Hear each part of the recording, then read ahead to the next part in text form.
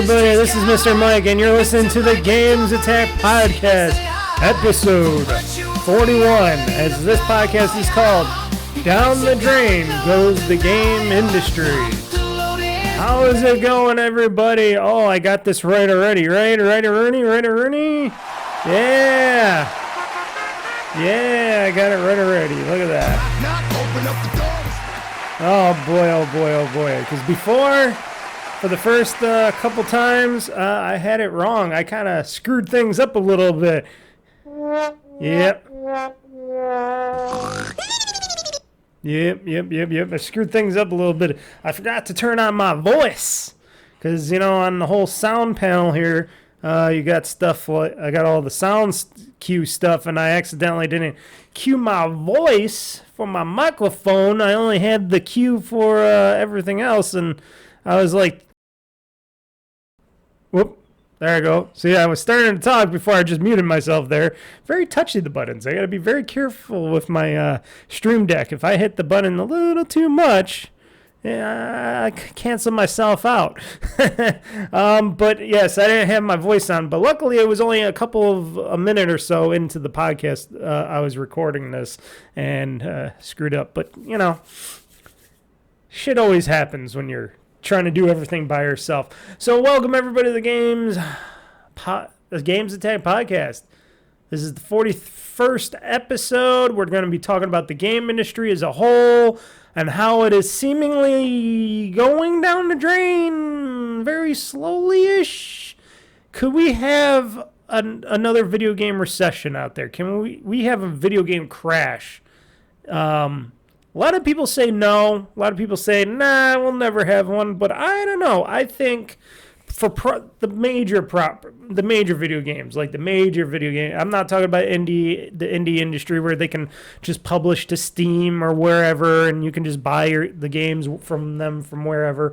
I'm talking about Sony, Microsoft, all the major hitters, EA. Well, we could say NVIDIA because they stream games too. Ubisoft, 2K, Embracer Group, and we can go on and on and on and on and on with games, WB games, all that stuff. Could it be time where it's a make or break situation because the economy isn't getting any better really? Thing costs, especially in technology cost, is I wouldn't say always through the roof, but for gaming consoles and stuff, it seems like technology for that stuff has been going through the roof because TVs have been really dirt cheap mostly lately, and a lot of other stuff. Like I bought my refrigerator last month. Was it last month? Yeah, last month. And it wasn't that expensive. It was pretty darn cheap for what I would think a refrigerator would cost. Note it was a Hisense, so a Chinese refrigerator. So, but still, very cheap for what you would think. But gaming consoles, holy shit, the cost of a refrigerator for a gaming console. PlayStation 5, they want $700 damn for that console. We're going to talk about all that. There's so much to talk about in this podcast. This podcast is going to be my special podcast. As you can tell, I actually made some podcast album art here special for this episode. Very special episode because I'm a big gamer. If you're listening to this podcast, you're probably a big video game player or a mild one. It doesn't matter. You're interested in the video games and maybe the industry itself, etc. Depends on how far you go. So if you're interested in all that, this is the perfect episode for you to listen to because as I am mostly the consumer of the video games and in the industry and stuff, I do play a lot of them. I do review as best I can a lot of them, and I look at the industry. I read a lot of articles, the news. I try to get behind the scenes on stuff to see what's going on, read the facts, read the fiction, read all the stuff that is behind the scenes. Mostly I like to get behind the scenes in the video game industry as a whole. I've been doing it for years and years and years and years. Even though I'm not a professional, I'm just a hobbyist, and I always admit that. I always say I'm no professional, because if I was a professional, I'd be making money from all this stuff. But I do it because I love the industry. I love gaming.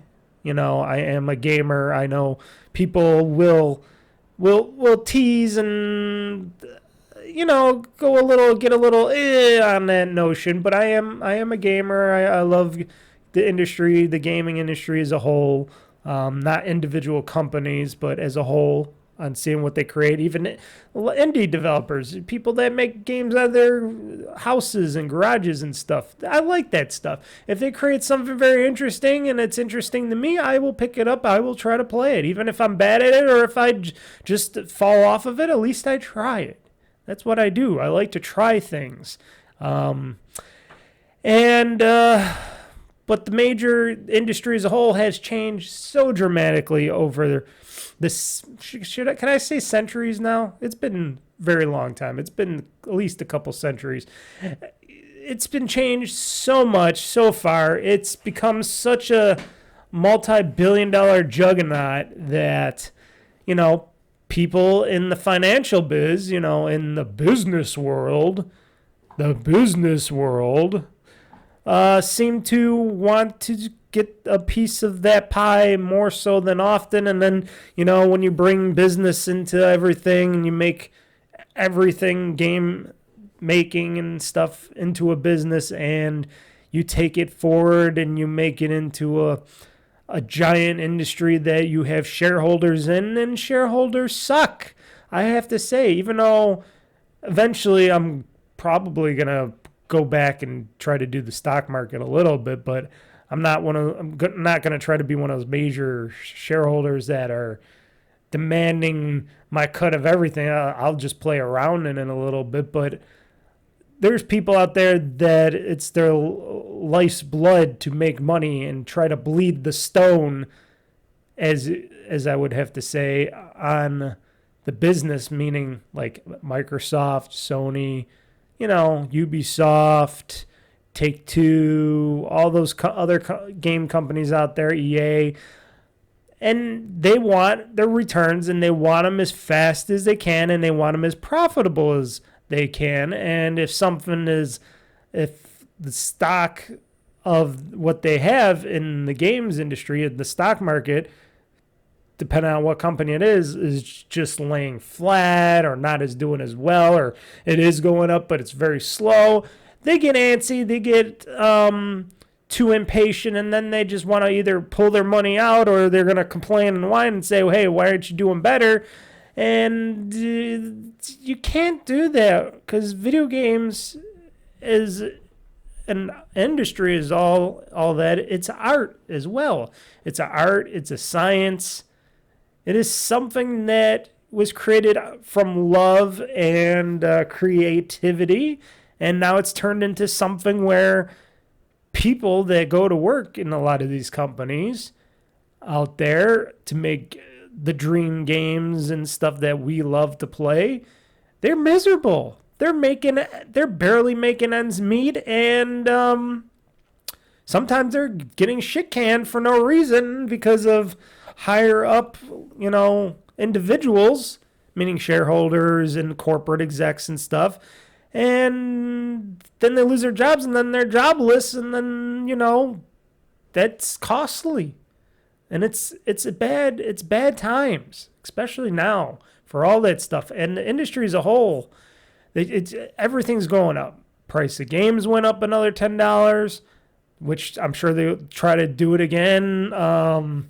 Price of all the services and goods and should I say goods and services has gone up dramatically. The price of hardware dramatically gone up and not going down, because in the early days, if you bought a game console, it was expensive, but it wasn't super expensive, and the game industry itself, I shouldn't say public, the manufacturers, the people that made the systems, either be it Microsoft, Sony, not so much for Nintendo, because they always been making profits on all their systems, because we'll get into that, because they make them a little less powerful than everything else. So chips and stuff that they source are a lot cheaper than what you would say a Sony or Microsoft would pick for their consoles, where they're just competing in the pushing of the pixel race.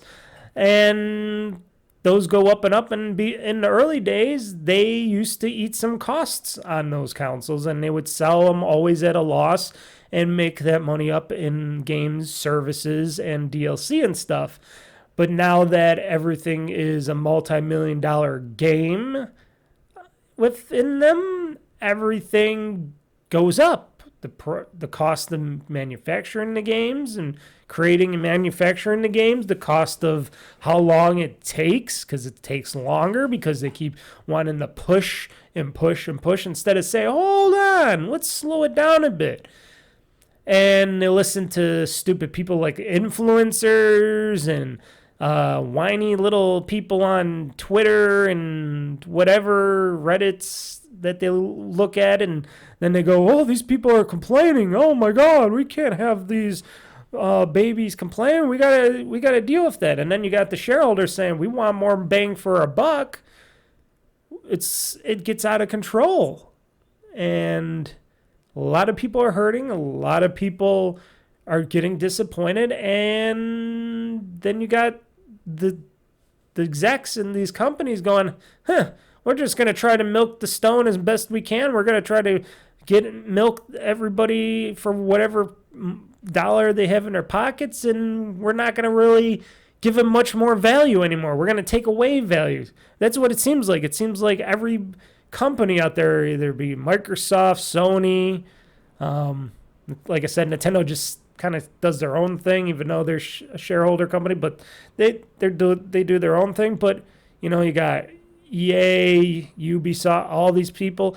They just try to get as much as they can out of you, and a lot of times that cost is too much. And gamers aren't stupid. At least most gamers aren't stupid. There's the few that cannot wait. They got money burning a hole in their pockets. They got that extra money for some reason, burning the holes in their pockets, and they say, hey, I'll spend another $100 to $150 for this game if I could play it a week early, 3 days early, whatever, get a few cosmetics out of it, and then get disappointed later when the game's all broken down and stuff and not working or whatever. And it's the times we're living in. And when I was younger, it was never like that. Sure, there was always a console war going on, and I got like a piece of fuzz or something in my nose. Go figure. Every time I want to do a show or a podcast or something, my nose starts getting all weird and itchy or something, like there's fuzz or something going on. I don't know. It always happens. So sorry about that, folks that are watching the video version and seeing me just rub my nose. It's something weird. Anyways, yes, the market has to change, or it's got to forcibly be changed, and the consumers are the ones that can change it. But a lot of consumers are so airheaded, stupid, should I say, that they'll just buy whatever. Now, I'll buy games a lot of times day one. Now, I will not buy them ahead of time. I will not spend an extra whatever, $50 or whatever, or 40, 50, whatever it is, to get a game days earlier or anything like that. I'll pay the normal, 70, 60, whatever price point it is when the game comes out, depending if I want to play that game right away. Now, if it's a game that I'm like, I'm not going to play it right away, I'll wait down the road and stuff like that. I'll buy it down the road because I know it'll be cheaper. I'll do that. I'll save some money and get it cheaper, because a lot of the times games that come out day one are broken to shit still and don't work. And, that's another problem that seems to be creeping up and up a lot of times in games, because before we had the internet and the capabilities of downloading all these giant patches and stuff, video games they worked pretty well. They worked pretty well, and it seems like now that they can use the excuse, we can just download a patch to this game later down in your hard drive, fix things later. They try to use it as excuses to give you these day one patches, day two, instead of trying to keep these games made as best they can.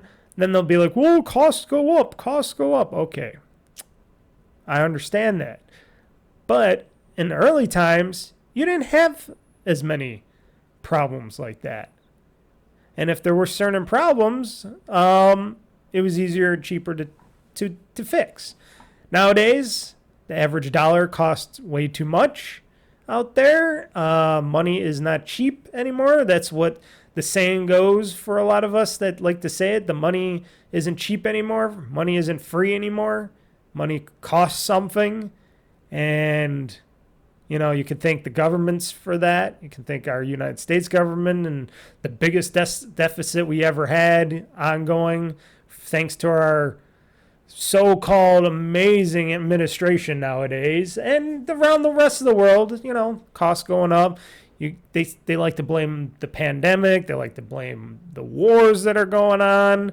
They like to blame China because they're like, oh, China's going to take over Taiwan, so the chip industry is going to be crumbling, or we're going to have to try to get chip manufacturing back in the States and everywhere else. And I'm like, well, why didn't you do that all before? Oh, wait, because you didn't want to pay the money to have it here because things would go up because people want to get paid more over here, and it's cheaper in Taiwan because everything's cheaper and slave wages and all that stuff. And I got it. And then you guys all get stuck onto these very few masters, these main masters like TSMC, you know, the Taiwanese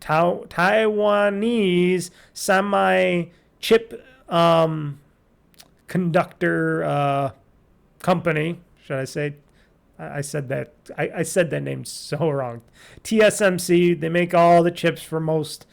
What is it like? It's got to be like 80%. Some people are saying like 60%. I'm thinking more than 80% of everything out there, depending on what chips there is needed. You know, they don't do just game consoles. They do chips for graphics cards, computers, microprocessing chips, probably little chips that you probably don't know that they did make for third parties and stuff out there. A lot of people utilize that one company for a lot of chips, and then you got smaller companies, and then you got the ARM companies, which I think they still use TSMC. You got Intel with their foundries that is basically going down the drain.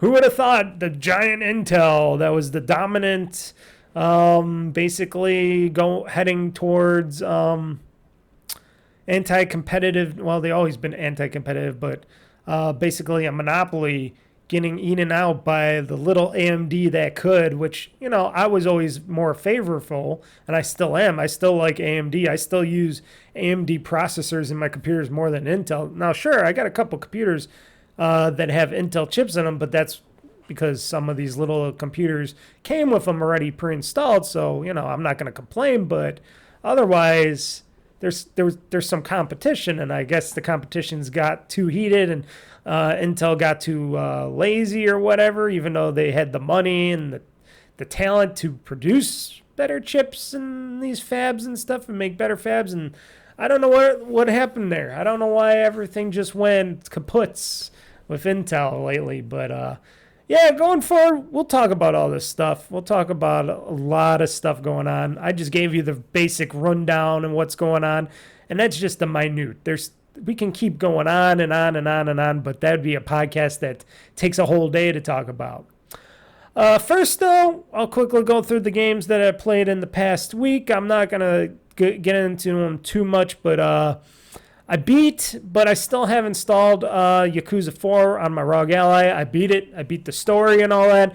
There's a lot of side stuff I did not even get into in the game that I might try to get into, but that's why I left it on my ROG Ally. But I already beat Yakuza 4, so eventually I'll get on to Yakuza 5, but I'm going to wait a bit because I got these other games that I want to play and beat, and that is StarWars Outlaws on the Series X. I've been playing that consistently when I get a chance to. I played a bunch of it as of this recording, early recording. I played a bunch of it yesterday. Got a nice part for my ship. I think I still have to get one more part, and then my ship will be able to take off. And then I've been trying new methods of getting around, like the Empire and other factions, and taking them down when I sneak into their their areas and stuff, and I make it really fun. It takes a long time to do, and I'm doing stuff that is not stream worthy because it would just be so long and so boring. I'm not really. I kind of backed off of streaming StarWars Outlaws a little bit on a game stream or something or whatever. I got one more Let's Play that is going to be a Star Wars Outlaws video, but going forward, I am going to be playing another game. I might get back to Star Wars Outlaws one or two more times on a stream going forward when I get into some new planets and I have some more upgrades and unlockables unlocked already. But that game is fun. It is a very fun game. I do hear some people criticizing it and whining about it a bit. Me, I just take it as is, face value.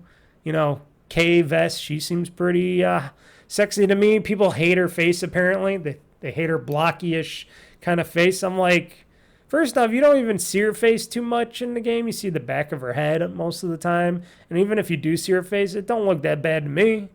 I'd date her. You can't be discriminative on her. You can't discriminate, Kbps. Come on, don't discriminate against her.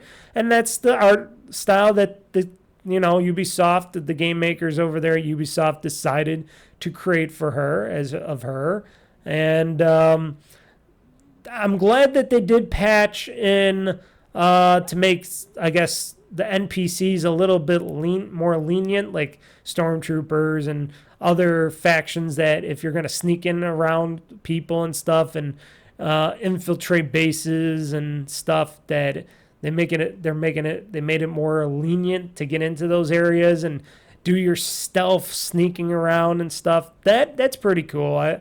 I'm glad that they did that because it was a little challenging. Even though before the patches even came out, I did do a lot of that stuff. But then I figured out there's some loopholes around it. Like there's some things you can do loophole-wise to get around these places better and not get caught, or you could take them down, basically. That's my method. Take down all the enemies one by one. Go into in the tall grass. Go into the steam vents that are blowing out all the steam and stuff and just whistle and let them come to you and then just take them down and out. And that's been my plan going forward. I've been having enemies come to me one by one, and I've been taking them down and out one by one, and then their bodies just keep piling up. And still, the other guys that come over, you would think they would see the big pile of bodies from far away, but they don't.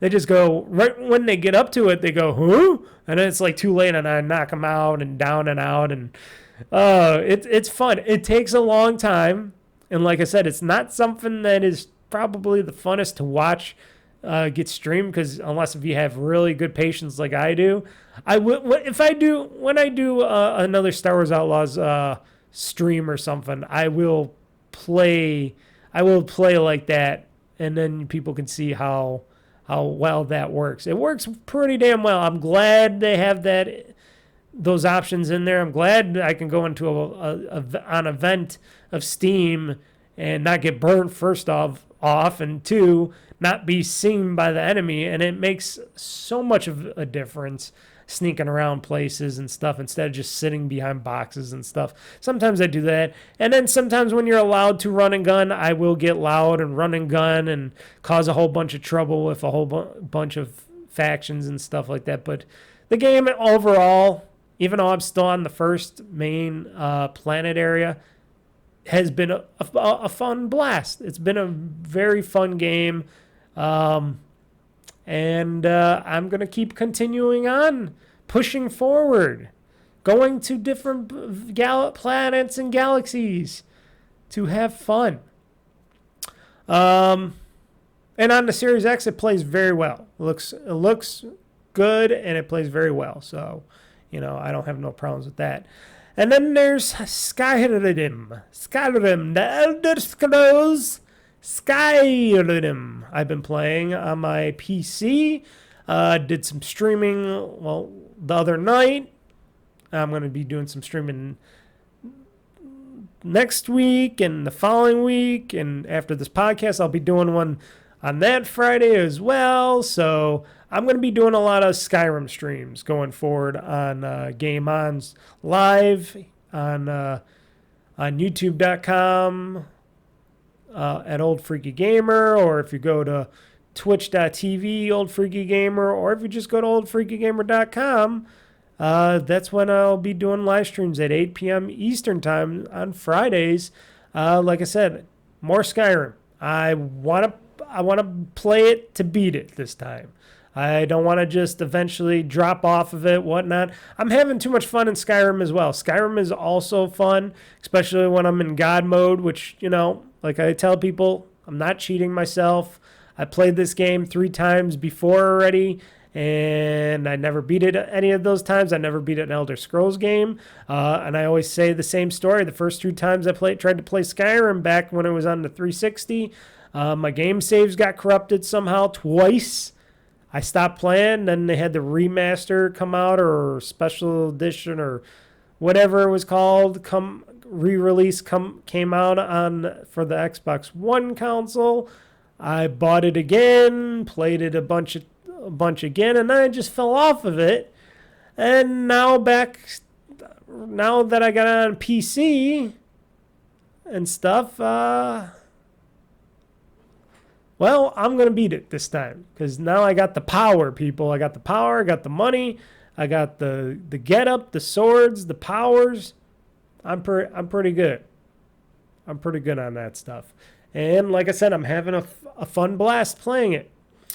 And those are basically the 3 games I've been playing. I've been playing a little bit of other stuff here and there just to get some extra, just to unlock my rewards points and stuff sometimes when I need to do it, but I'm not really playing the games. You just have to be in the games for a certain amount of time. It's very stupid how they do it. They should just let you get into the game and unlock it, the points, whatever. I am not Microsoft on that stuff, but those are the games. I almost bought another game, but I basically returned it, or I am currently in the process of returning it and getting my money back from Steam, because I know I'm not going to play it right away, and I'm like, $35 was probably a little high for what I want. I almost purchased Ratchet & Clank, A Rift in Time, but now I'm just going to return it. I never even downloaded or played it yet. I'm thinking I want to get, what's that game called? Oh, shoot. I forgot what it's called. It's called, bear with me, people. When I do this, I got to go to Steam to do this. Store. There we go. Satisfactory 2. Satisfactory. Yes. I just saw it pop up on my wish list here. Or Satisfactory 1.0, I should say. And it's on sale for $35.99. I might be getting that game. And the reason is because it looks like a fun collect and build game. I'm hoping I don't fall out of it, because a lot of these games of building and stuff I do fall out of quite easily, unless if it's Minecraft. I did fall out of Minecraft, but that was only on just because I had to fall out of Minecraft, because I was playing just nothing but Minecraft, too much Minecraft, but I'm thinking about getting back into Minecraft again. But if I get Satisfactory, though, I might hold off on going back to Minecraft a little bit, because Satisfactory, you're building a factory, collecting ores, collecting materials, building new materials, building up a factory. It looks pretty cool. I've been watching people play it, the 1.0 version, and it looks like a ball of fun. It looks like a lot of fun. I know people say, oh, you should play it with people and friends, but I think I'm going to play it by myself, because I am a loner in that way. But it looks really fun, and I'm just debating. I'm waiting for my refund for Ratchet and Clank to come out first. I want that game to go down a little bit more. I'm thinking 35, even though it's cheap. I think I want it to go down just a little bit more, maybe 25. And I know Sony ain't going to want to do that right away, because Sony's greedy, because they think they can make $35, and it's going to go back up to $59.99 eventually, or whatever it was eventually on Steam. It's going to go back up to that price, but I think I'll wait and it'll be on sale again, and then I'll get it really cheap, and then, you know, I think it needs to be really cheap because that's an older game, and I think Sony should make sure games on when they put them to Steam and stuff that they eventually get some sales. I know their logic behind it, but it's broken logic. It's the whole thing that we're going to be talking about today on greed and trying to pressure consumers into buying something for extra money and stuff and not delivering on anything. But yeah, those were the games that I played, and I've been playing, and I'm going to be playing in the future. Like I said, I'm going to be playing less of the game. I'm going to be bouncing and doing some side games for like Let's Plays and stuff, but mostly my main games is basically Star Wars Outlaws and Skyrim going forward.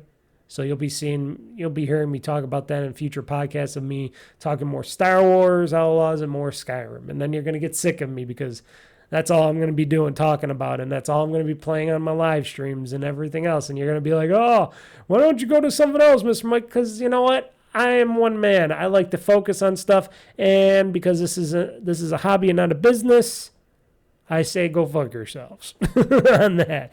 Well, I do what I do. I do what I do. So why don't we talk about the video game industry and how it's trying to kill itself from within, with cost, unemployment, internal greed, and basically the views of the companies spiraling out of control and going down that virtual drain of money pit. As you can see, if you're watching the video version, and hopefully when I post this up online and I put the album art, this other album art up on my in the place where I do my album art on Podbeam, hopefully it'll show up in everybody's feed, the correct album art, because it is something of a beauty that I created. I did this just within 30 minutes today. I did all this. Yeah, it was pretty fun. So, time to go to my list. Time to go to the list. So, I'll jump all over the place on this list because it is a big list here. Let's start off with consoles. Consoles have become way too expensive and complicated for the average non-technical gamer. Added on top of it is the rise of the cost of the games, which is now basically $70 per game for major systems and stuff. And most games that come out, there are certain games that are coming out like $49.99 still and stuff like that, like remakes and remasters. But those are far and few in between because a lot of these companies just want the $70, or they try to justify like at least $60 for their games, and it's like, no, this game's already came out once. Let a cheaper version come out. But then they'll never have that. Consoles right now are very powerful for what they are. And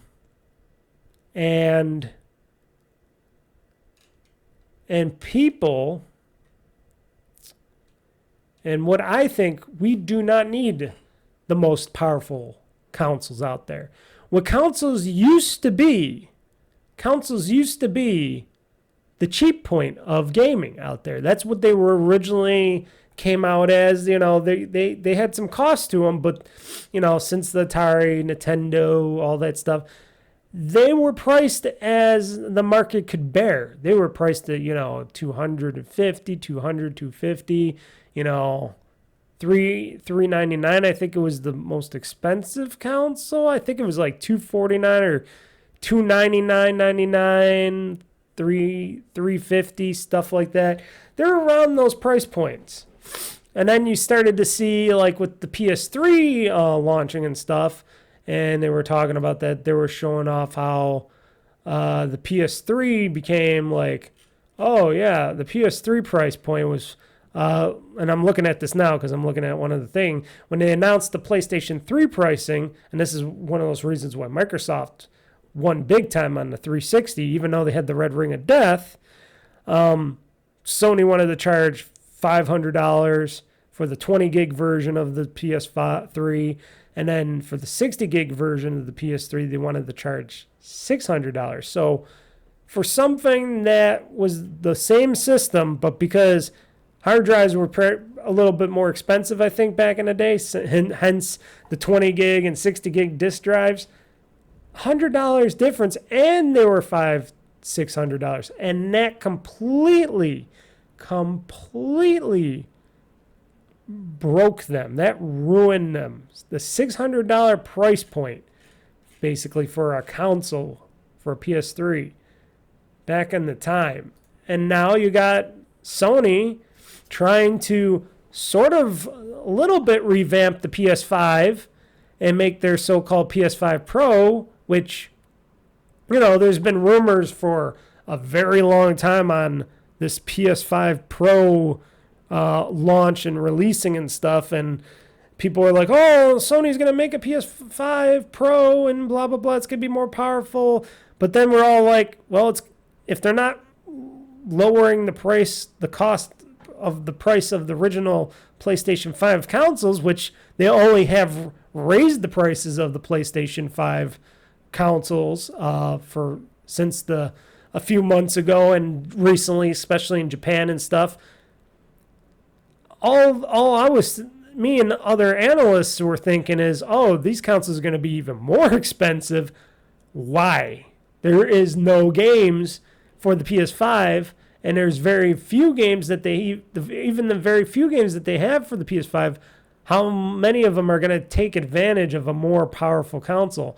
And I even also said that I highly doubt that they have any games in the hub or in Sony, which I don't even know what games they have internally in Sony that they're actually trying to create that are worth or that are being produced to take advantage of this more expensive console. Now, back in the day, for the PlayStation 4s and the Xbox One consoles and stuff, you know, all people were saying that both consoles were very underperformant. You know, they both underperformed, had low performance and stuff for games and stuff. They said that especially about the Xbox One, that they were just so low in performance that, a console refresh during that time where they did the bump up consoles to the PS4 Pro and the Xbox One. Was it the Xbox One Pro or was it something else? It was the Xbox. What was it? An Xbox One. Maybe it was an Xbox One Pro. I don't know. But the Pro version of the Xbox One, they made them more beefier and they made them way more powerful. And, you know, they charged accordingly. And in the early days, all these console manufacturers, Sony, Microsoft, I don't know if Nintendo did. Can't say Nintendo. I know other people like Sega and stuff put out consoles at a loss. Like that was the norm. Microsoft and Sony would come out with a new console and they would sell them at a loss at first. And then eventually prices would go down in hardware and stuff like that. And they'd make more money on people buying games on their platform, DLC, etc., that costs would go down and the price of manufacturing these consoles would go down. Then they would start seeing profits on their consoles and more profits on games and stuff. So over time, it worked out for them. This time around, because of how, I guess, difficult chip manufacturing is and how much price per goods and services everywhere is gone up. And the fact that if they want to put in, you know, they're even taking out disk drives just to save another $50, but still add to the price. We don't need that. People, who was asking for that? Except for the very, very, very, very few retarded in the head individuals. They're like, oh, yeah, I'm going to buy a PS5 Pro day one. And there's some people out there. There's some PlayStation fanboys out there saying that right now that are not in the games industry or whatever. They're saying, oh, yeah, I'm going to buy a PS5 Pro right as it comes out. Oh yeah, I already purchased the disc drive, and I guess there was a big run on disc drives. According to where is it here?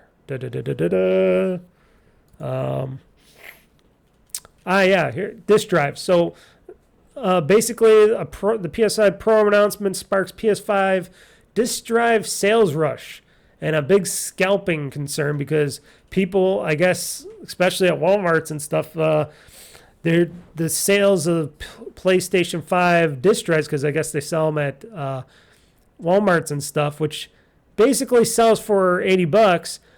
They've been selling thousands and thousands and thousands of them. Walmart shows over 1,000 PlayStation 5 disc drives were bought since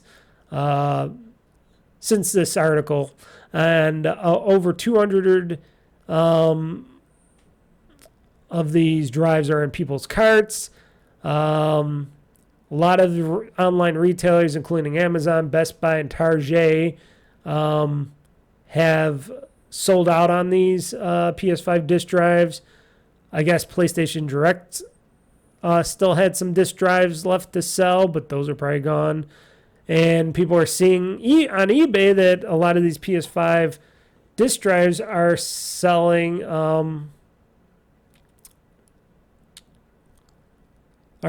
for more money, but then there's still people selling them for their normal $80 and stuff like that. So there's that.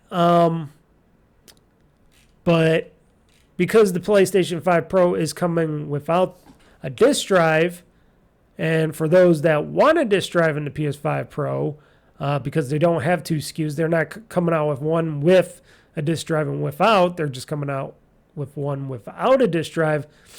That means people really want the disc drive and they really want it in their PS5 Pros and stuff. So, of course, there's people out there that says, we can make money off of this. I hope all these people that are trying to scalp these PS5 disc drives get denied to return those drives if they don't sell them. I hope that happens. I hope Sony floods the market with more PlayStation 5 disc drives out there, so so anybody can purchase them at any store or whatever, or put people on a list. Put people, oh yeah, we'll sell you one on this list, and you can only get one, and then you got to go back and again on the list down the road. But they should do something about scalping. And like I said, if Sony floods the world with more PlayStation 5 Blu-ray drives, and people can still easily get them and buy them or whatnot, and then the scalpers can't sell them, if I was one of those retailers, I'd be either online or whatnot, I'd be like, no, you can't return all these drives. We know what you were planning to do with them. Even though you won't admit it, you bought all these disc drives to try to sell them. No, you're not allowed to return them. You can return one, but you can't return them all. I would give them that option. I'd be like, well, you can return one of them. You can't return them all. Oh, you got 1,000 PlayStation 5 disc drives in your garage? Well, good luck on that one, buddy. Oh, that would be so sweet if an online retailer denied the person to return these people to return their hundreds of thousands of PS5 disc drives. That would be all too sweet. But anyway, hardware's expensive. Like I said, TSMC makes most of the gaming hardware out there for both Microsoft and Sony. Nintendo has Nvidia, so they're all by themselves there. Plus, Nintendo's systems are far less powerful than these systems. But like I said, do we really need more powerful systems? I think not. I think developers should stop being super lazy, or the lead developers and these companies, these gaming companies, should stop trying to say, oh, we just want to keep pushing the pixels. We want the games to look photorealistic. We want to keep pushing the boundaries, which means if you want to push those boundaries and put more stuff in them and have these games bigger and looking like real life in a way, or trying to get there, they should not be allowed to, they should, or not saying not be allowed, but they should check themselves and say, okay, This is going to take this much more time probably to do all this stuff. Why are we doing it? Why does every company have to do that? Why don't these companies more so focus on making the game play great and look decent? I will take a decent looking game that plays great over an overly priced game that they want to just push pixels with. And then everybody's going in this so-called pixel race between that and then the consoles. And then what's going to happen in the next generation of consoles? Will there be truly a next generation forward of consoles? Because Microsoft seems to be going in more of a direction of gaming PCs and gaming handhelds. Like my, and I'll bring it over here in a second. Like my beautiful ROG Ally here. That's what Microsoft is banking on now, because they see the potential for something like this ROG Ally that I got in my hand that keeps disappearing in the video, and they see the potential in this handheld, this gaming handheld, and like the MSI Claw and all these other ones like the Asus are Acer, not Asus, but Acer's coming out with theirs. This is the future, folks. This is the future of gaming, portable. And I think Microsoft is banking on that. And if they do create a new console for the future, which they said they said they're in production, I believe, and this is just my belief, there's no evidence or anything else that comes from it, but my belief, my theory is, I'm thinking Microsoft's going to be going the way of the Nintendo on the real next generation of console making, and that they're going to make a handheld console hybrid, just like Nintendo. They'll create something that is purely Xbox to play in your hand, and then this machine will be powerful enough to play all their games, all their console games digitally, their console games or whatever in the Game Pass, whatever, probably not be open because they're not going to have an open ecosystem. There's going to be their closed Xbox ecosystem. But here's the thing. Here's the good thing about that. It might be in their closed ecosystem, but all the games that you would normally just get on your Xbox systems that don't usually go to PC, or at least on the Xbox PC store, the one that I mostly care about because of achievements and stuff, most of those games that don't go on there that I can't play unless if I just play it on my Xbox or something, those will be able to be played on that device because it's a Xbox gaming handheld pure device. So going forward, I would be able to play all my Xbox games from past, present, and future on this gaming handheld. And I'm sure if Microsoft and the people over at the hardware division of Microsoft and Phil Spencer and others think clearly enough, if they want to push a little bit more pixels and make it like, try to do at least what is almost considerable amount of power as the current Xbox Series consoles, like a Series X or S or something, they'll put more graphics horsepower to churn out in the dock itself. So you can dock this, charge it, play your games off of it, or play your games via your TV and stuff, because people still want to play them on the TV. And you just dock it. You take out your take out your Xbox controller, your wireless Xbox controller, and go play on without even having to worry, because you're just playing on your handheld. Connect the handheld, take out your controller, play on your TV, just like a Nintendo Switch. That would be a beautiful thing. Play on the go, play at home, for all that stuff. And sure, charge $500 for it if you wish, $499.99. Try to not make it any more expensive than that. I know that sounds like an idiotic thing for me, but make it at a decent price point. Sure, it's not going to be the most powerful system out there, but it's going to be something that'll appeal to people just like the Switch appeals to people, because if I want to play my Switch on my TV or on my PC, because I have it hooked up via HDMI, I can do that. If I want to play it portably, I can do that. If Microsoft goes that way with their next-gen console and it's a Xbox handheld hybrid, that would be Very sweet. Now, note, it would then turn that into an all-digital console, and I know a lot of people would not like that, unless if they did something really weird and they put a disk drive in the dock or something, and it has that memory where you'll download the game. Because here's the thing. Here's the facts, people, and a lot of people don't like to believe that discs don't really mean anything anymore. They're just beautiful, colorful pictures of art now in a case that downloads either a code or some of a game, and then the rest of the game is downloaded off the internet anyways, and it doesn't always come off the discs anymore anyways. They kind of slowly went past that. Same with Sony. Maybe Sony has some of their games via the disc, but mostly you got to still download patches and stuff to be able to play it.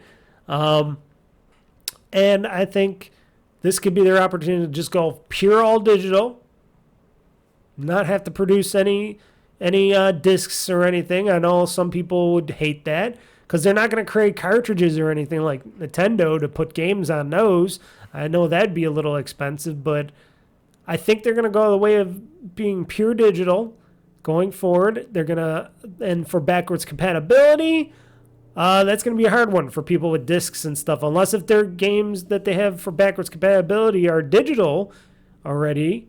They can just say, hey, all those original Xbox games, 360 games, whatever, if they're digitally in our stores or something, you can just play. You can, if you have them digitally on our systems, you can play them all on this new Xbox handheld hybrid system.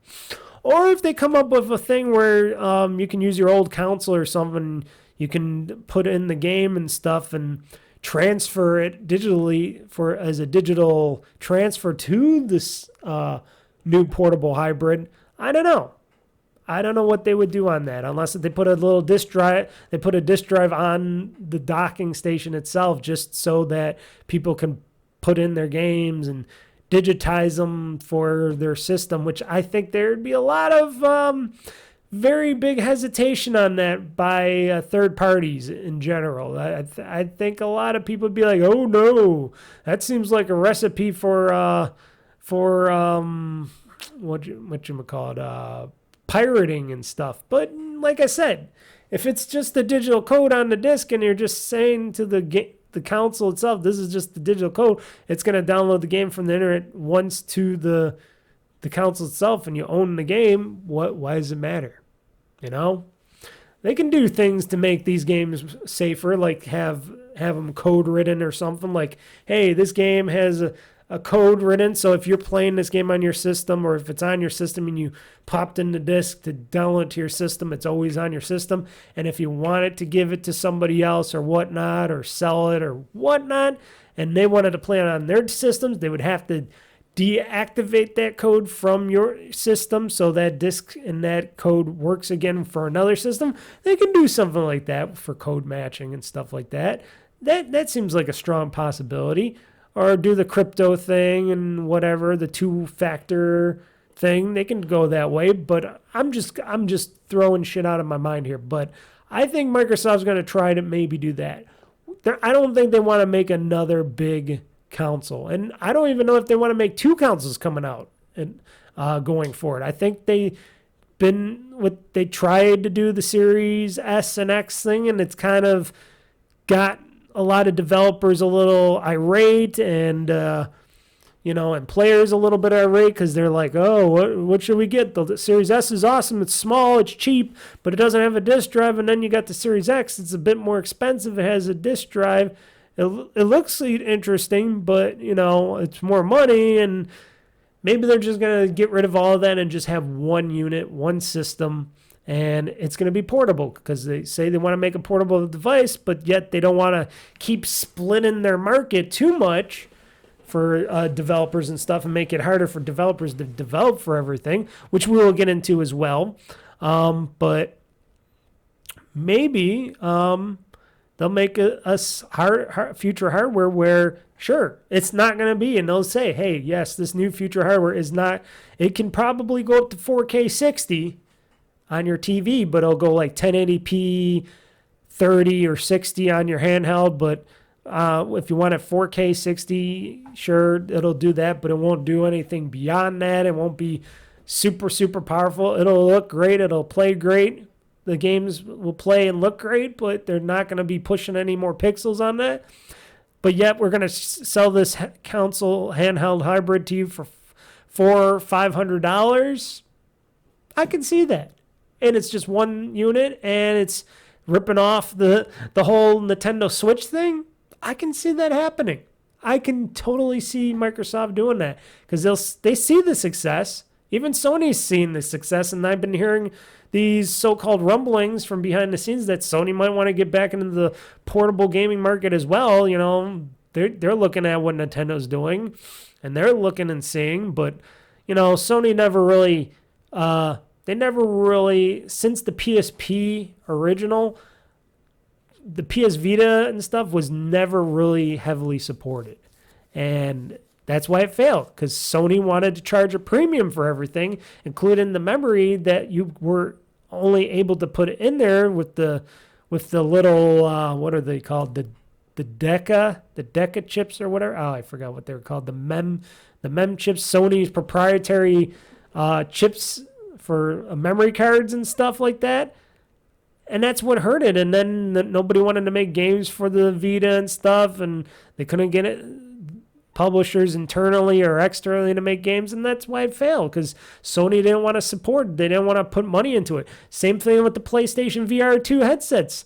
That's why they're trying to sell you a kit so you can play people that actually spent the money, the exorbitant amount of money on them, and they want to play their games. They said, here, buy this extra whatever $100 kit and you can play it on the PC and stuff, but you can't do everything on the PC, but you can do most stuff. And then also what happened to that, what was it called? The PlayStation, what was it? It's like, it was a portable screen where it's like a Android screen and you can stream the games to it. What was that called? The PlayStation Portal. Yeah, the PlayStation Portal, is that what it was? Yeah, they had that. I don't hear much about it. I heard people liked it.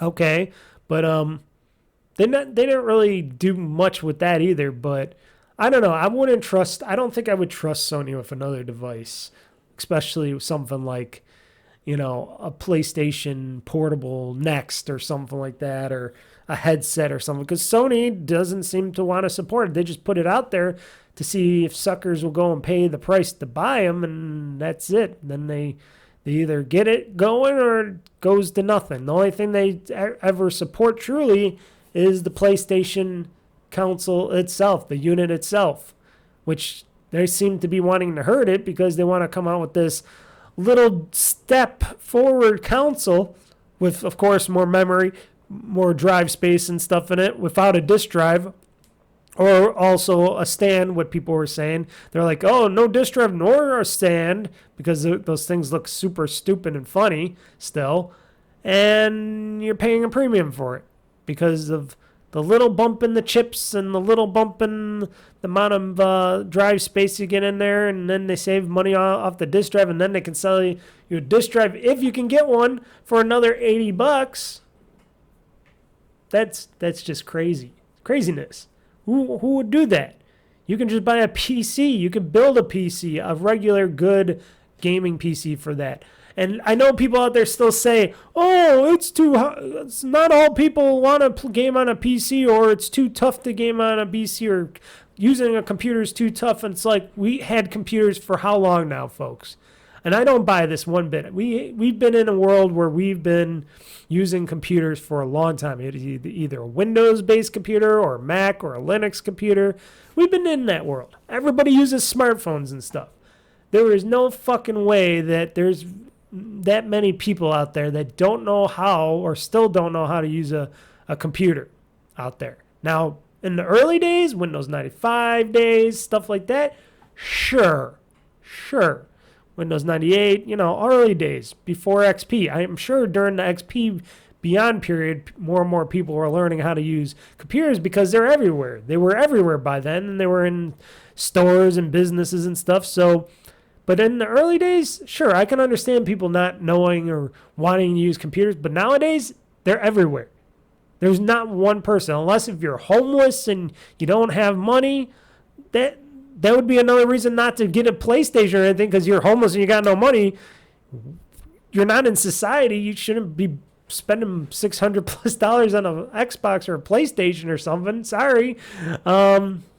So that whole mess of, people don't know how to use a PC or don't like it. First off, if you know how to use a PC, here's the thing. You download the games from any store. It's very simple. To one of your hard drives, internally, externally, but I would just do an internal drive.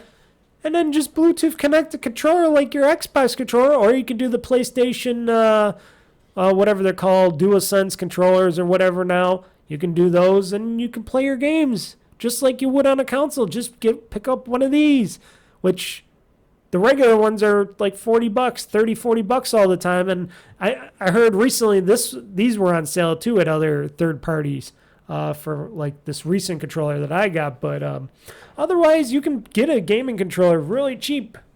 I always recommend my Xbox controllers because the new PlayStation controllers too small and they don't last in my hand. But that's just me. But otherwise, there is a better way to game, and that is a PC. And PCs don't have to cost as much money. You can get PCs really cheap. Or if you want to spend extra money, PC in your hand, buddy. You can use this as a PC as well. It's a gaming device. It's called the ROG Ally. You got the other ones from MSI, and then all the other ones that I keep forgetting. And then you, like I said, the Asus one, or the Acer one is going to be coming shortly if it's not out already. And these are portable computers too. You can hook these up to your TV or monitor as well. Use a keyboard, wireless keyboard and mouse, and you can do computer stuff on them. And $700. Well, this one was like $599, but I spent way more money on it because I popped in a bigger hard drive or M.2 drive into it. But then they got the ROG Ally X, which has a terabyte in there and stuff. And then there's going to be future ones that are going to be like that, and that's $599, $700 for the ROG Ally X, and that's a computer, and you can use more things with it. So, to me, there's no reason why people can't just start playing more games on PC, because a lot of those games that you want to play are all on PC. When Sony started putting their PlayStation games slowly on PC, that just sealed the deal for me, because I'm like, right when I after the PS3, the PS4, didn't care for it, returned it. PS5, I had no business of looking at it. I didn't care about it at all because I just didn't like the bulkiness of the hardware. I didn't like the hardware in general, and I think their price to hardware ratio is out of control. And I'm like, well, I already got an Xbox, already got a PC. Now Sony's putting their games on Steam and stuff slowly years after, even though they're still selling them at a super premium. But eventually they'll go on sale. Like I got a couple Spider-Man games that were on sale. I bought them when they were at a cheap price. I just had to wait a little longer. And then I can play PlayStation games. Maybe that Astro Bot game might go on Steam eventually down the road. If that happens and it eventually goes on sale, I'll probably get Astro Bot on Steam and I'll play Astro Bot, because that looks like a decent, fun game. And like I said, I almost purchased that Ratchet and Clank game, but I put a return on it because I'm like, it's still like $40. I wanted to go down to like $30 or something like that, a little less than that. I know it's wishful thinking, but they did with Spider-Man remastered and stuff like that. So there are ways to play all your games. And then, of course, Microsoft has their Xbox PC store. You know, it's got a lot of great games in there. It doesn't have every game because, like I said, a lot of these publishers like to publish on Steam or the Epic Game Store mostly, so they don't usually put it on the Xbox PC store.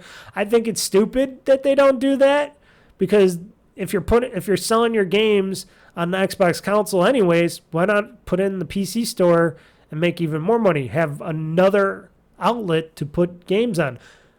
Some people don't like the Xbox PC store. I've come to, I like it enough. You know, I get to look at what Game Pass games I can go and purchase or to get on there and download.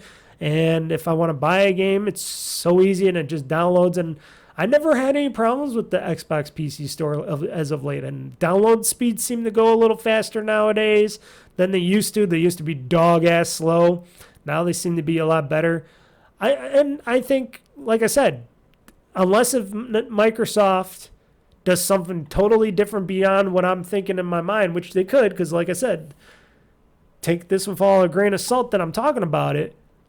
If Microsoft does what I was saying, where they're gonna make that portable console hybrid like Nintendo, I will probably buy a new Xbox. Then that'll be my new Xbox, because they'll be like, oh, this is a Xbox portable console hybrid, just like the Switch. Oh, I'm totally gonna get that, because then I know I'll be able to play all my Xbox games on this device, because I've basically gone mostly digital with all my Xbox games. Most of my games I purchase now are all digital because, first off, I don't have to go to a store. I don't have to wait in line. I don't have to go wait for a delivery or something. I just get digitally on there. And two, I'm going to download the game anyways to the console because it's not really on the disc. Unless if that disc and case are really good looking, like Star Wars Outlaws. I couldn't get it digitally on the Xbox PC store, which on Ubisoft's side, I think that's a miss for them, because I would have rather bought it on the Xbox PC store.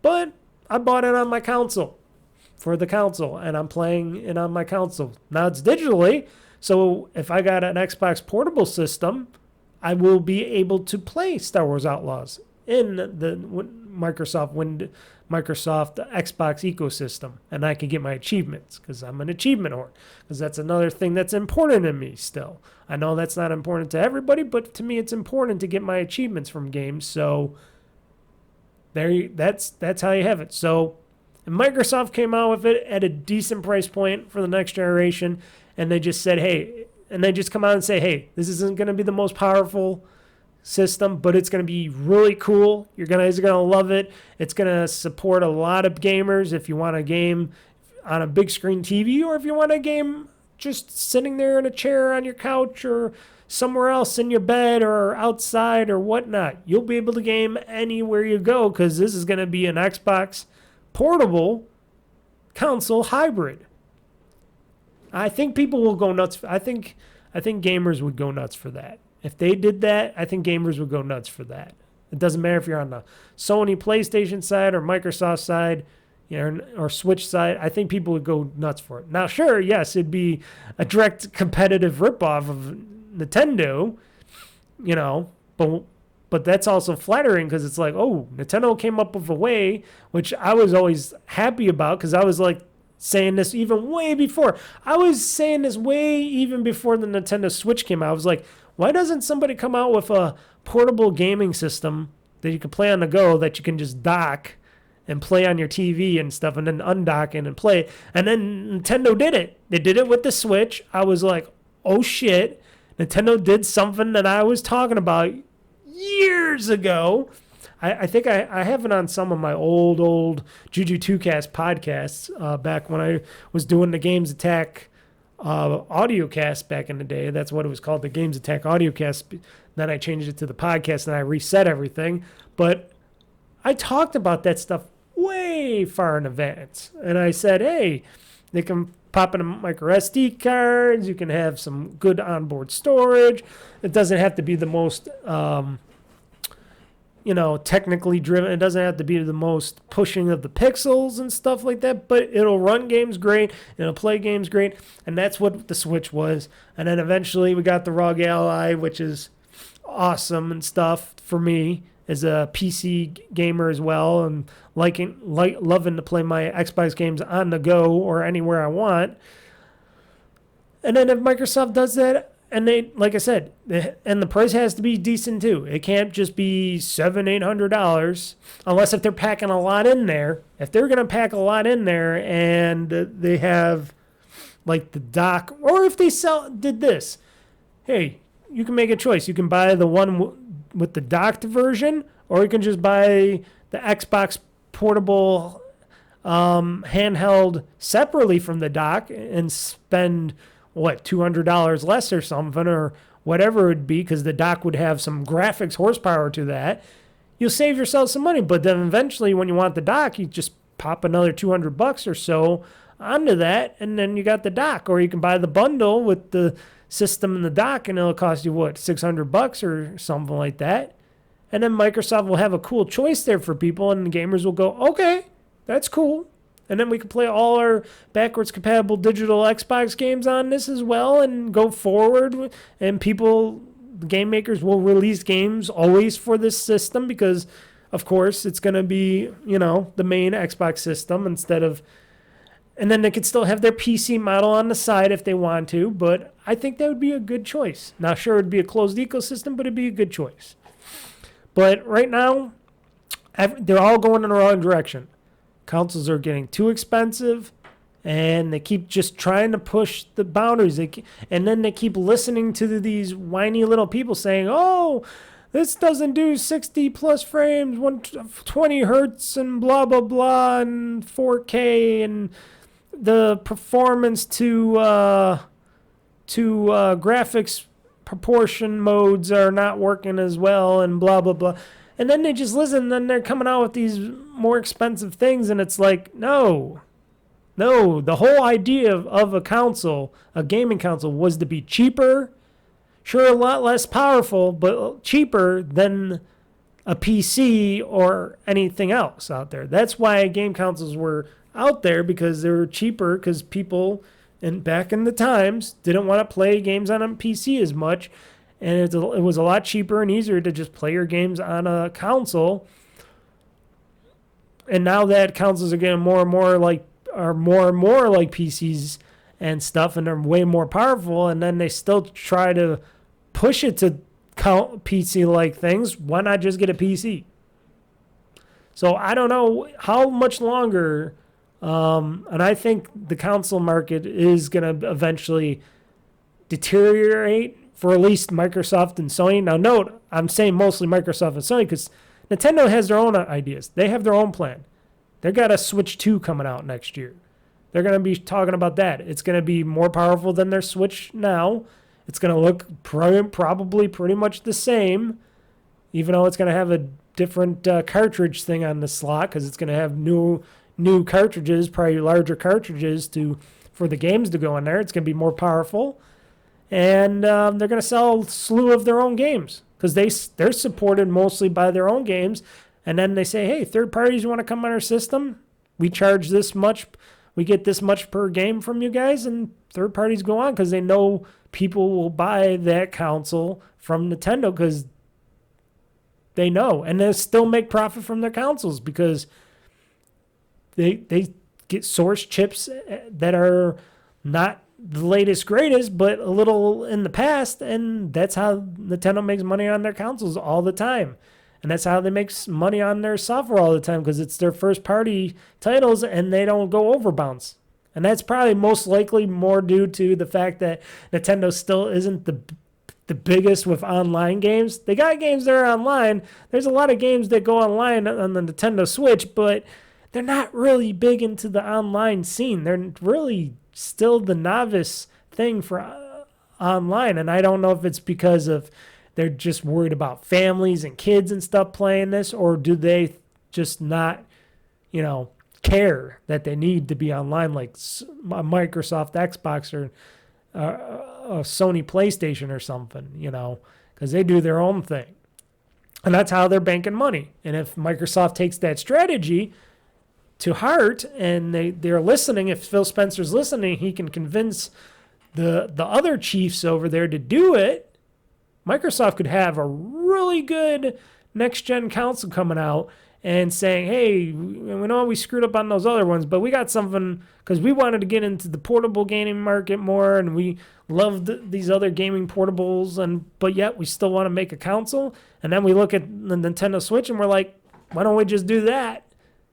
If they say that, and then they say, hey, it's coming out, sure, it's going to be not the most powerful device, but it'll go up to 4K 60 and stuff, and it'll have all your other stuff without a disk drive, and it'll all be pure digital or something. But shit, you're going to save a ton of money on all that stuff, and it's going to be smaller, it's going to be powerful, and it'll come in two SKUs, one with and one without a dock, and then whenever you want to get a dock down the road, you can buy one.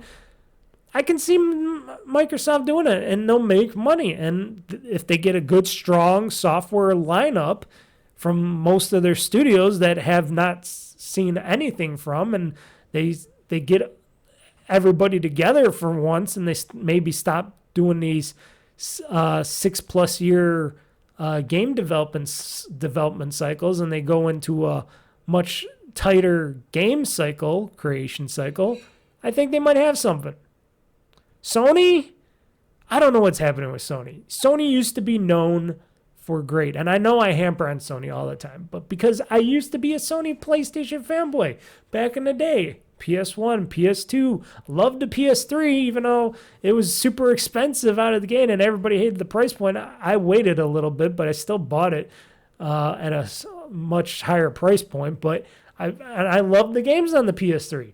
It's then when the PS4 and beyond came out, I just I had a PlayStation Portable. I had the 2 PSPs back in the day, and then I had a Vita. Well, I still have a Vita.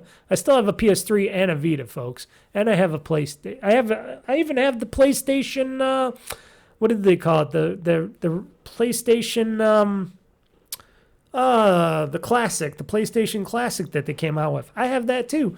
I love games on the PlayStation. I love those original controllers and stuff. I love those DualShocks and stuff like that. Now they got these new ones that the controllers are smaller, the battery life sucks on them, and the games are non-existent. They're not the games that I grew up with, and I know there's a time to evolve, but maybe sometimes you might want to go back to some of those games. Maybe those games are easier to make. Make more cool platformers.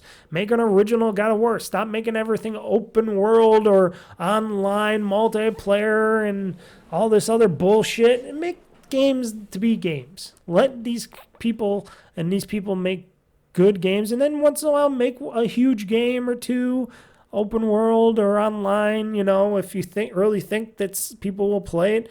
But those markets are so clogged up right now, it's stupid to do so. Try to even do so. You got Fortnite, which everybody loves. I do not love it. You got, what do you call it? I'm trying to think of the name. Well, you got World of Warcraft. That's been out for a while. That's been a massive PC online multiplaying game, P2P game and stuff like that. Trying to think of the other name of that. I keep forgetting the name of what it's called, but you got a lot of these online multiplayer games and stuff. But Sony, where are all your decent first-party games? Like I said, Astrobot, probably one of few. You already got the Last of Us games. They want to keep remastering those. They're trying to milk that franchise all the time. You could go back to Uncharted again if you really want to go back to Drake again, if you wanted to. I wouldn't see why not. They should make the God of War original games where it's just these big, nice, goofy hack and slash, get the chains out, go running around, chopping many enemies back on the screen. Stop making these open world games. I had no interest in those.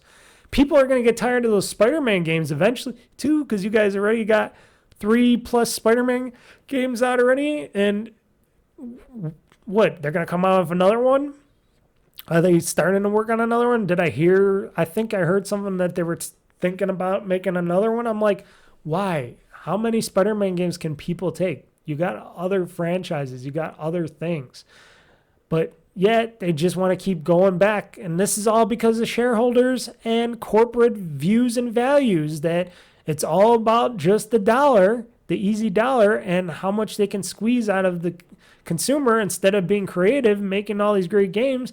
And then the consumers will go, okay, that game's cheap. That's looking great. We'll buy those. But they're not doing that anymore. It's all about make as least as possible, make the consumer's game as least as possible, and try to get as maximum amount of money, profit out of it. And that's how it's going forward for a lot of things. A lot less service, a lot more cost. A lot less product, a lot more cost. A lot more greed, a lot less customer satisfaction. And Microsoft, if they're not careful, they're heading right towards that generation. They got another problem. They got the problem of their stupid AI thing where they're like, oh, we want our open AI and all this Copilot stuff to be the number one thing in the company, even though I hear it's not doing so good and that they're just dumping money basically down the drain for all this stuff. It's a money sucker. The only person that's making money currently right now is NVIDIA with all their, chipsets that do all that AI stuff. And it's like, eventually that's going to bust. Everybody's saying it. And what happens when all this AI stuff just gets pushed away because people just get tired of it? Then it goes, okay, bye-bye. I don't get it. It doesn't seem to be cost effective, and I think it's just because stupid shareholders and bad views in the upper part of the company. Sure, do Copilot, do this, AI stuff a little bit, but make sure you got your core businesses making the money. Make some decent money. Make good products. Like keep Windows. Make a good version of Windows, or a better version of Windows, I should say. Keep your Xbox and your gaming systems good. Give people some value, more value to their systems and stuff. They can do a lot of stuff. Oh, and another thing, Microsoft should definitely fix their money back stuff, their refund policy on digital games and stuff purchased in DLC, because that policy is completely bullshit, because it's games that I purchased and never play.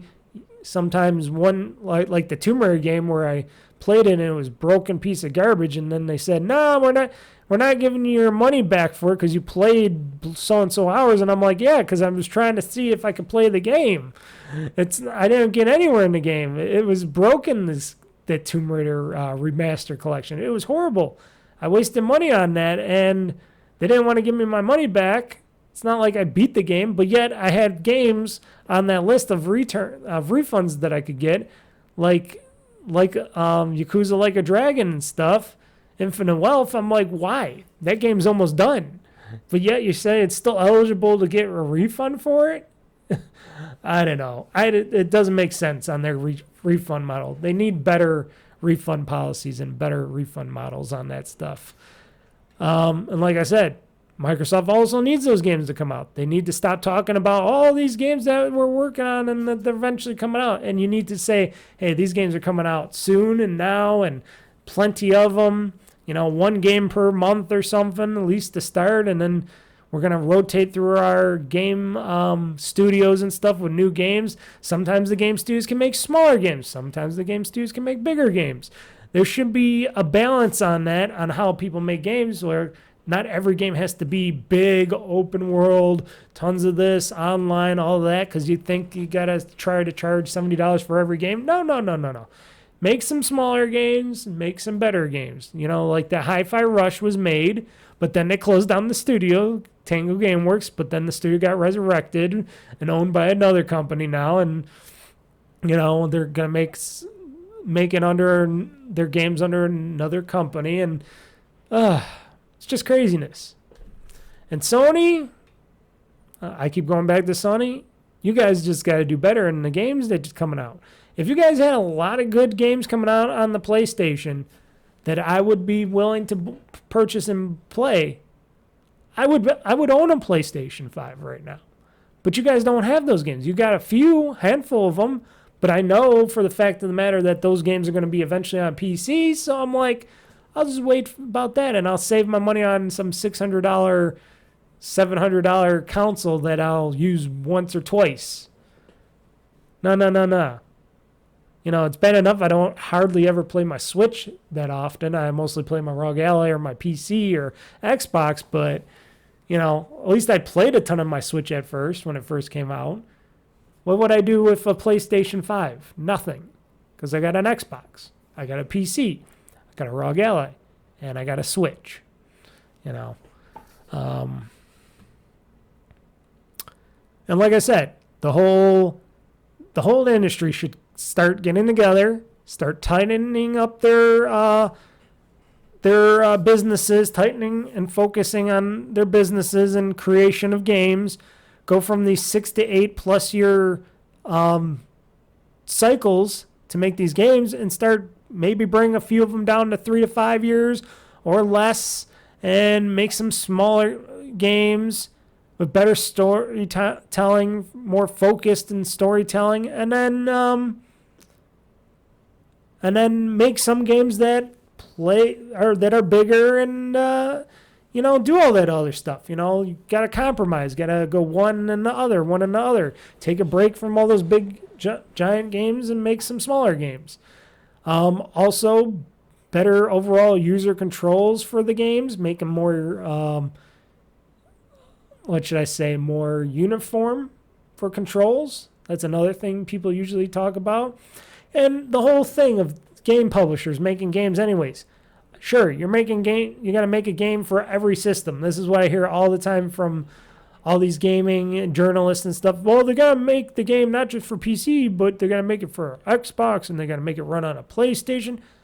Why isn't that code all just uniform? Why can't they just do what they just do on the PC, where they make the PC game, it sees what your PC is, and you can adjust the settings to what that is, or your PC does that automatically. Why can't they just have the games that go and play on consoles and stuff, just, go through how powerful the box or whatever is and go, oh, this is an Xbox Series X. Okay, I'm going to put the settings on this, or it's a Series S, I'll put the settings on this. Why can't they have their games scale by themselves? Why do they always have to be pushing things? It doesn't make sense. It should be just like the PC, because these are all x86 processors in these consoles anyways. Why not make all that uniform so that people can just go, oh yeah, we'll just make this game scale, and it'll save us more time and money than having to scale the game and, process the game for every console out there. I can see that. Will they do it? Probably not, because they're just going to keep looking at that title. They're looking at that iceberg, folks. They're going down that proverbial drain of, we're just going to focus on going, and we're just going to keep going until we just sink to the bottom of the ocean on that stuff. And the whole fact that these game developers are always crying, we're not making enough money back on our video games, and that games are costing us more to make and publish and stuff. Well, then you got to tighten the ship up. You got to tighten those reins up, their game companies, and maybe say, hey, teams, maybe make a smaller game that, smaller, less intense graphically type of game. You could still make a great game. It's just, you got to make it smaller. You got to tighten up stuff. If it's not going to be that game that needs to be open world and be giant, enormous and stuff like that, maybe tighten it up a little bit. Maybe make that game a little less than what you would want it to, And then you can save more money on making those games, still end up paying your people and not firing them. And then, you make more money, they make more money, sell some stuff, some more DLC or whatever. People will still complain about that, but who gives a fuck? A lot of those people are just fucking freeloaders anyways. They don't want to pay for stuff. There's a lot of people like that out there nowadays, and that's a shame, because people don't want to pay for things either, and then that hurts as well. But if you make a good, decent game that'll bring in people to play it, you could do that stuff. And whatever happened to those good collectible gaming bundles? I know there's people out there that says, oh, there's never been a good collectible game bundle out there. Oh, I used to love buying game collectible bundles, special edition game collecting bundles. Like I have the Skyrim one where it got the dragon on the pedestal and stuff. It had the nice statue and stuff, and it came with the game and some extra, cosmetics, stuff and all that, DLC stuff. And I have a whole bunch of different collectibles. I got a Titanfall statue. I got a Batman statue. I got all these other gaming statues. It's like I used to love getting these collectible bundles. For the Call of Duty games that came out, I have the one for, I think it was Modern Warfare or something. I have the night vision goggles. Those were cool. Those are still cool. They're sitting up on one of my shelves in my bedroom right now. For show and tell. Then you have, I'm just trying to think here. Hold on one second.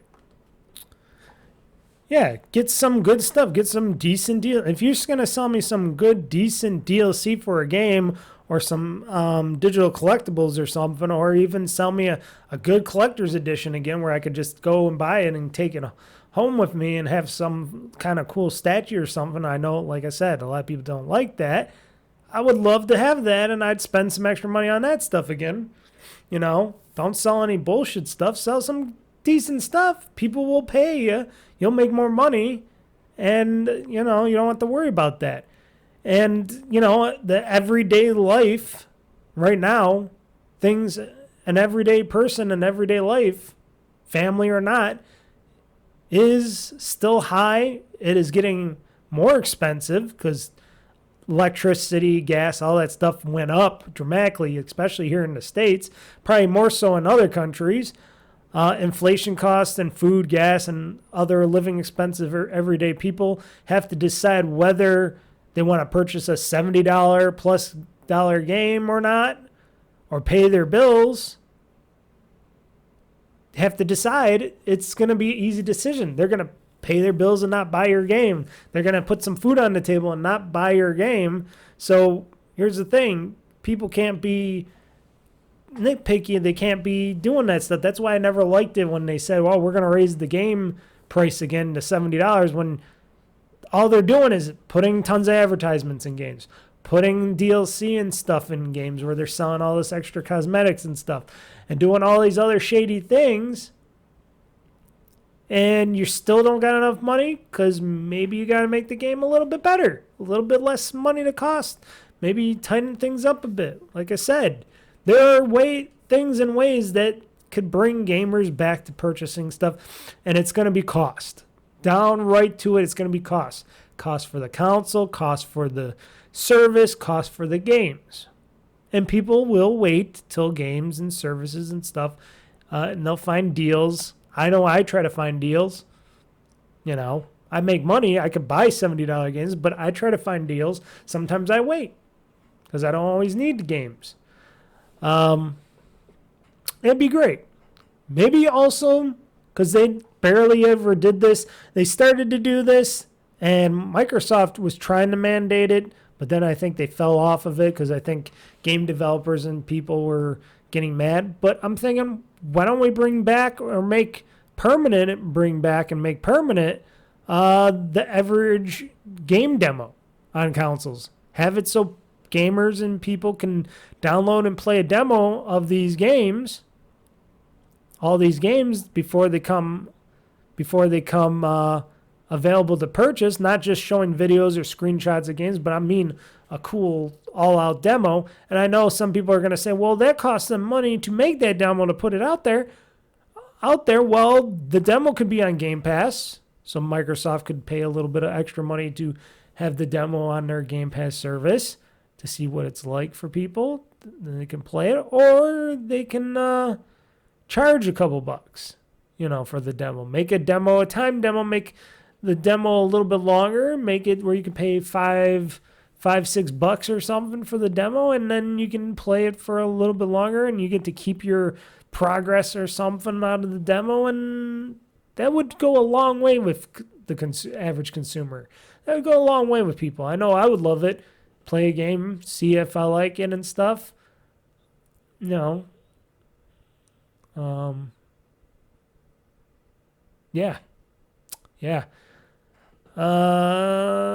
The problem, and one of those main problems, is the game industry as a whole is not understanding or trying to understand their main consumer base, their main customer base, consumer base. They're scrambling and trying harder and harder to just pluck out every dollar, dime, nickel, quarter, penny out of your pockets, and instead of trying to appease to the consumers and the gamers out there to make a decent game, no matter how big it is, how graphically intense it is, and customers have to check their attitudes at the door eventually and say, maybe we don't need all our games so photorealistic and stuff. Maybe we can just have a good 1080p game that runs 30 to 60 frames per second and it plays well. And then if they want to update the graphics and stuff in the future, and then maybe they want to charge us another $5 for that, why not? You know, it'd have to be longer in the future because that'd be stupid if they did it right away. But maybe try to be on that same level as us, the gamers. Maybe make it better for the gamer to purchase that said game on your system. And, you know, the pay-to-play early scheme hasn't been working out very much for most of these people and these game services and stuff. That you can definitely ask Ubisoft that and other people, but mostly Ubisoft. Like I said, needs simpler councils, simpler that we need to bring the industry back a little bit. We need to bring things back a little bit down. Unless if the economy gets better, when the next presidency comes about and stuff, maybe things will get better, maybe they'll get worse. It depends on who's getting elected in the office and how all the other politicians and people in the United States, and frankly, also we got to bear the markets in the rest of the world. We got to see how that is. If Trump got into office, if he does add more tariffs to like China and stuff, will that make more goods and services more expensive for us here in the United States? Will we have to pay more for our next councils coming from Taiwan or China and stuff like that? Or will things get cheaper? Will we see costs go down? And maybe when costs go down a little bit, maybe game making costs go down a little bit. I don't know. You know, the whole work from home, now they're trying to bring everybody back into the office thing, which is, I think, the best thing to do, because even though it costs more money to have an office, but I think productivity went way down when all these game developers are making their games from their houses and working online digitally with other game makers for the certain game. I don't think that works well with collaboration in games. It's not like you're working in a customer service area where you're just taking calls, doing some spreadsheets or something on a computer for a bank or something. No, those could be remote jobs. But if you're making video games and stuff, unless if your video game company is your house and you're making the game in your house, maybe having an office for your, you know, and going to an office with your other fellow employees and stuff to understand that, hey, we got to collaborate face to face on this so we could see it. It just makes things go by a lot smoother and a lot easier. But doing it online, not so much. Not so much. And the whole Sony debacle that's currently going on, and that we'll hear about all the way probably till November, till the 7th of November, $700 for a PS5 version that they say looks similar to the slim version. Doesn't have a Blu-ray disc drive. If you want that, it's another $80. So that would mean you're almost spending $800 on that PlayStation. Sony only upgraded the GPU inside the PS Pro with 67% more compute units, and 28% faster memory. They say it's 45% faster rendering of games, they're saying, out of this.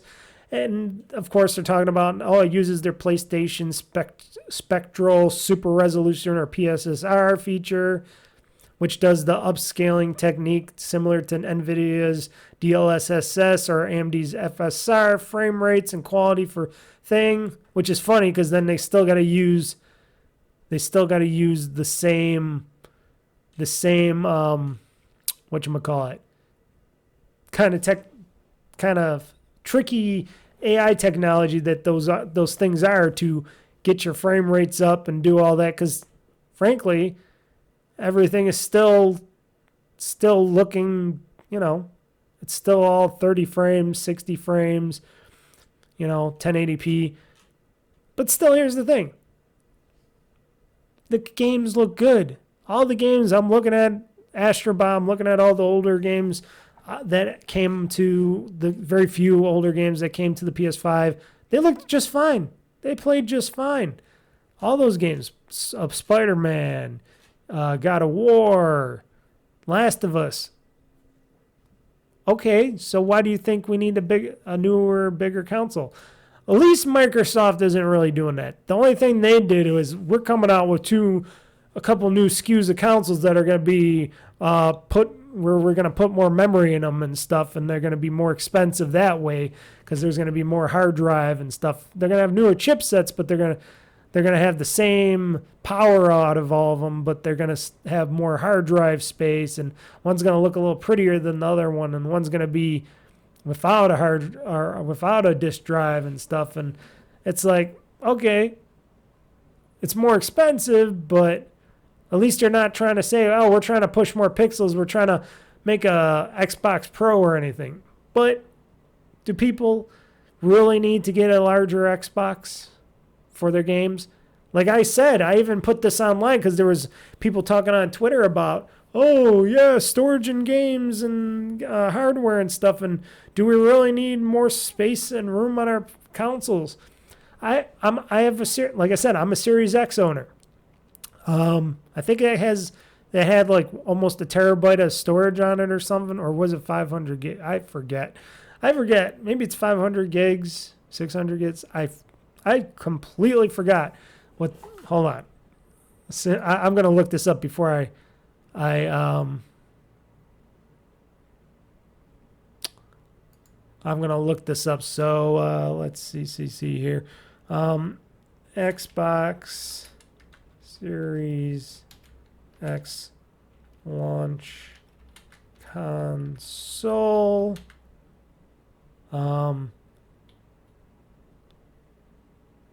Drive space. There we go. Comes with, okay, this Xbox Series X, I think, is this it? Yeah, Xbox Series X came with 1 terabyte of internal storage, so around 800 gigabytes. Okay. So it was around that. And then the Series S came with like 500 gigs, but around 360 gigs of available space when you plugged it in. Yes, that's what it came with. Okay. So it does come with a terabyte. But here's the thing. I almost used up all the space, but I don't, because I have a little external drive that connects to my Xbox Series X. So if I'm not playing one of those big games or a lot of games on it, and I have a few games on it, I'll move those games to that external drive. Now note, I know I can't play those games off that external drive, but I store them on that external drive so I don't have to download them again from the internet, and they still update. Like, they'll update on that portable drive. And then if I ever want to play them again, I just say, hey, click, moves right back to my main drive on my Series X, and then I can play them again. I don't know why that's so hard, but some people, I guess, have very little patience for that kind of stuff. That's why I didn't buy a Series X upgrade memory card or expansion card unit, because I'm like, why? I have a portable drive next to it, holds 4 terabytes, around 4 terabytes of space, so I can have 4 terabytes of games on top of my terabyte that I have in the console itself. And it's been working just fine for me. I have not needed any more space. And I just am better at, deleting games when I'm not going to play them anymore, keeping the thing organized, stuff like that, And then I got my ROG Ally. I popped in, it had originally a 500 gigabyte drive in it. I popped in a 2 terabyte drive in that ROG Ally, and I don't need more space. I got plenty of space. And then I got like a terabyte or 2 on my, I think it's a 1.5 terabyte SSD on my computer, my main machine here, and I play games off of it. Plenty of space for plenty of games. Eventually, I might update that too down the road if I want to get even more games on my PC here, because I've been getting a lot of those cheap Steam game sales, and that adds up. That adds up on a lot of games going to the drive. So But do we really need that? Storage, extra storage, keep them at a terabyte. I know a lot of people will be like, well, there's Call of Duty and it takes almost a terabyte up because it's so big and powerful and blah, blah, blah. Well, that's just because they putting in all those HD graphics and all that other stuff and all the extra crap like online multiplayer. I know I'm not a big online multiplayer guy, but too much crap. Got to tone it down a little bit. Got to separate things, That's what I say. I don't know. I'm not your average gamer. I game a lot differently than a lot of people out there. I don't play online games too much, if at all. I play a few games at a time, and I try to focus on those games for a long period of time. And then if I do get any new games, I'll purchase them, but I'll just keep them to the side until I want to play them again, or play them the first time. And when I delete a game, I put on another game, and that's how I do things. I think of it like I have a cartridge back in my old gaming systems or my Switch, where I just got to pop in a new cartridge every time I play a different game. That's what it's like with having an external drive, like popping in a new game. And then people are talking, internet reacts to the PS5 Pro $700 price point with shock, as they're stating it's a 40 to 50% premium on the slim PS5. Yeah, with a little bit bump in graphics and processing power and stuff like that. Here's the thing. You don't have to buy a new PS5, people. You don't have to. They're coming out with this PS5 Pro.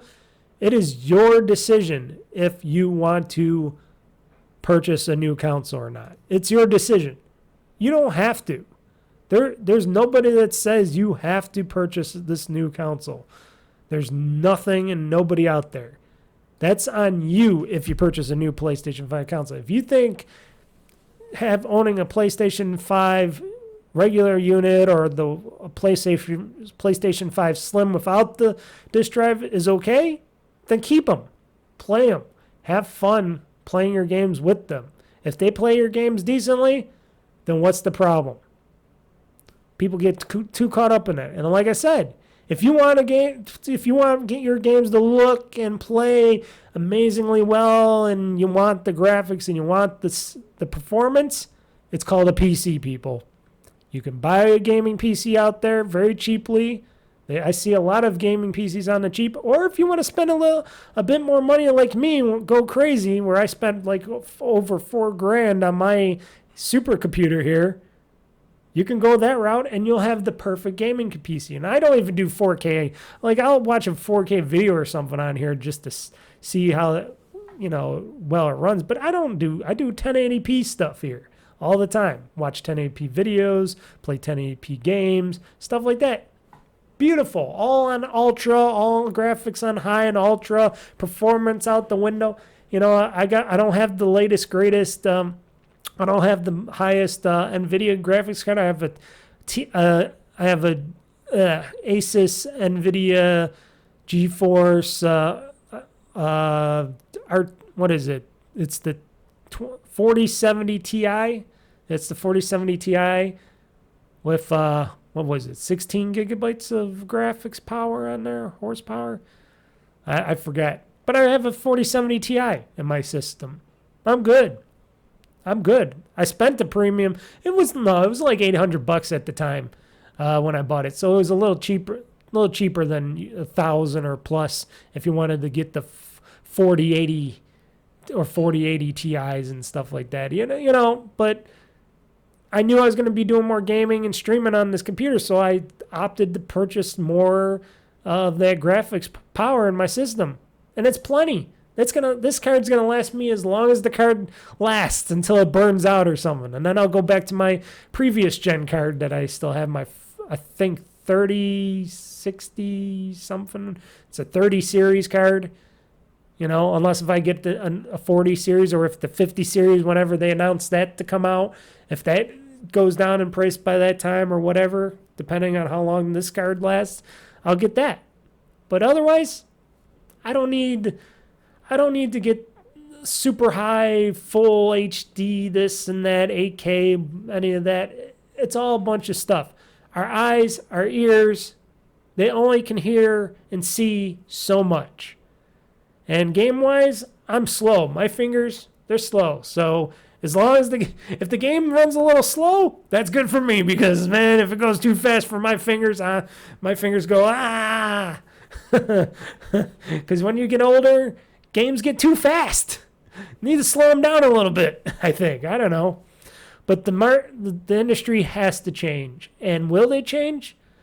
It's going to take a big kick in the ass to change. And will there be a few casualties? Well, we're seeing them as we are now.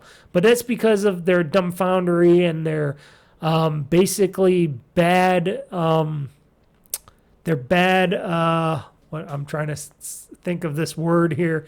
Their bad use of resources. Their bad resource use. They're very bad. The industry as a whole is bad at using the resources, which is people, and utilizing those people to make games and work on the hardware and stuff like that. And, you know, shareholders say, we need more money.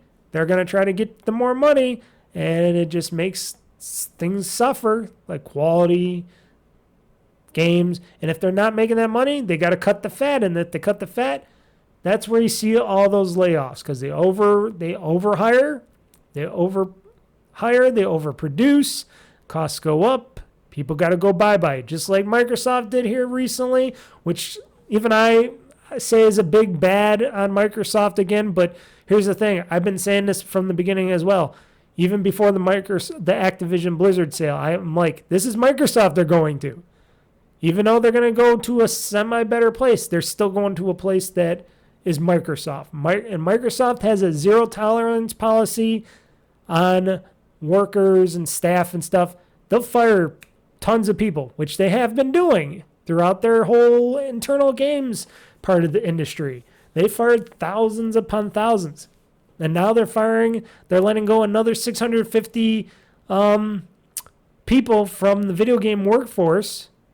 And Phil Spencer had to come out and say, oh, no, we're not canceling any games or any studios at this time.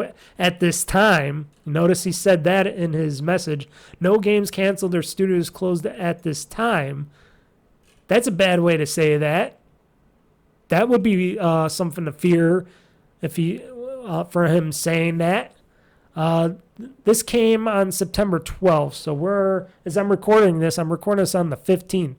He said this on the 12th when he and Microsoft announced that they were laying us a further 650 employees from the gaming business.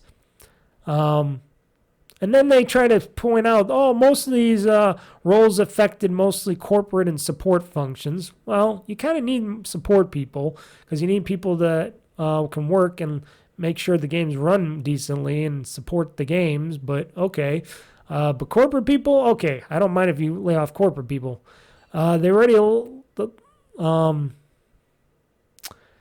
as it says here in the article, the latest layoffs for Microsoft has let go of 2,550 people from its gaming business since acquiring Activision Blizzard back in 2013 for $70 billion, which a lot of people had to go. But these recent people, why do they have to go? Couldn't they be used elsewhere? But who knows? Because if he's saying they're just mostly execs and some support people, we'll see. But if they're game making people, if the people in the trenches making the games, then it's a little different story there. Because you need the people to make the games. You need the people to make the games. You can't just use AI to make the games. Which I hear people are trying to do, but then they get caught and then they get called out, and it doesn't go well for those studios that try to do AI stuff. But costs are going up, people. Costs are up.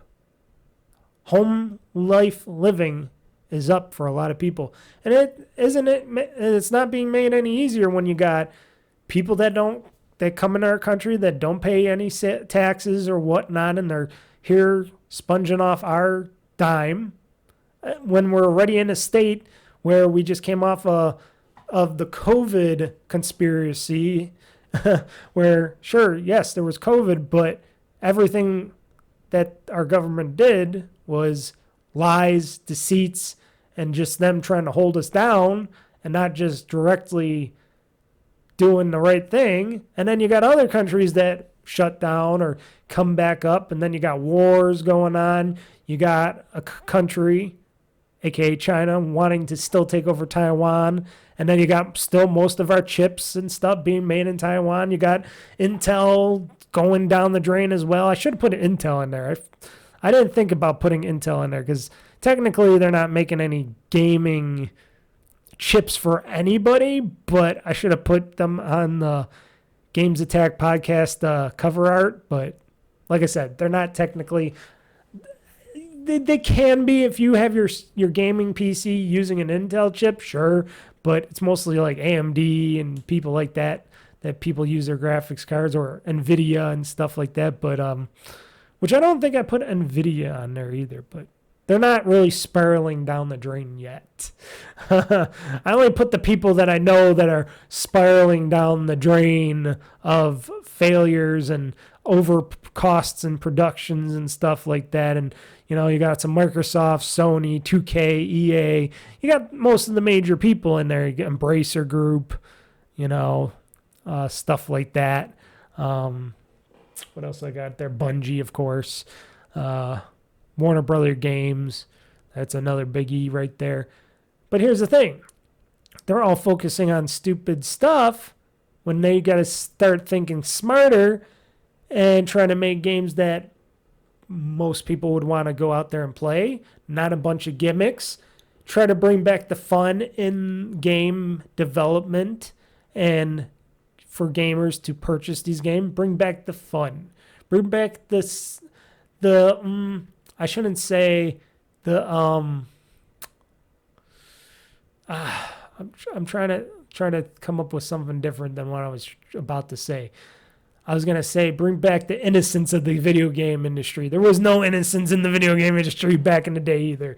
The video game industry was always dirty and doggish and outlawish in its own right, but that semi-innocence when we were younger and we bought our first Nintendo systems, our first Game Boys, our first PlayStations, Xboxes, stuff like that. Bring back that innocence where future generations of now and beyond go, oh, let's purchase a gaming console.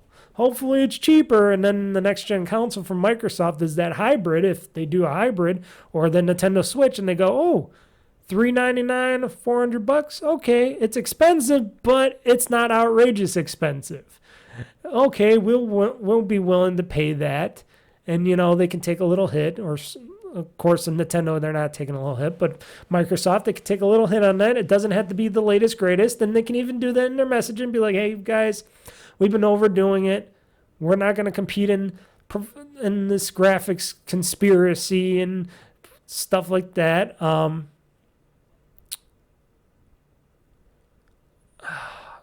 What am I thinking here? We're gonna tighten things up a bit. We're gonna make our games where they look great on our platform and play great on our platform like they should have done since the beginning. Because look at Sony's game. When they do have games come out, when they eventually do have games come out on their platform, like a God of War or Astrobot, they look slick and good, and they perform very well because they make them for their system. Microsoft has to do that same thing and not worry about, oh, this and that, and make their games more money. You know, they got that look to them. Same with Nintendo games. They got that look and feel to them that makes you think, okay, I'm purchasing this system for this stuff. That's what Microsoft has to do. Sony has to tighten things up. Nintendo, right now, they don't have to do anything. And if they keep doing what they're doing with the Switch 2.0 or whatever it is, the Super Switch, and they sell a bunch of those, then they're good. Then they're going to be all right. They're going to be away from all this other bullshit. But the next consoles, the next gens, the true next gens, if there's going to be a true next gen consoles coming from these big companies, they can't make them overpriced. They can't make them too expensive. That's overpriced. They can't make them. They can't just go, oh, these got to be the biggest, baddest, graphics intense, processing powered intense systems out there. They got to compromise a little bit. And they got to tell developers, hey, we understand. If you want your games to look and play like you want them to look and play, that's what you got PC for. We'll sell your games on PC. But because we're making game consoles, you're going to have to dial it back a little bit. You guys got to dial back your competitive ideals once in a while. So industry has to rein it back in a little bit with all the developers and stuff. And like I said, add a little incentive. You know, next gen consoles, like I said, for Microsoft, pack in a year of Game Pass Ultimate with that. Maybe a free game, you know, a launch game, an older game, whatever title. Maybe do that. You know, remember when game consoles used to pack in like one game and two controllers and stuff? Why don't do a little incentive?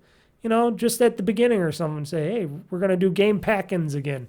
Here's a free game. Even if it's like a demo game, make a cool, like if it's the Xbox portable console hybrid thing, make a cool like game like an Astrobot type of game for your system. Make something really cool that says screams Xbox in your Xbox world or something, and have some fun with it and make it a cool platformer.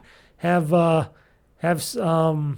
Double Fine and a few people make that, and then make something really cool to come out, and then people will buy the game.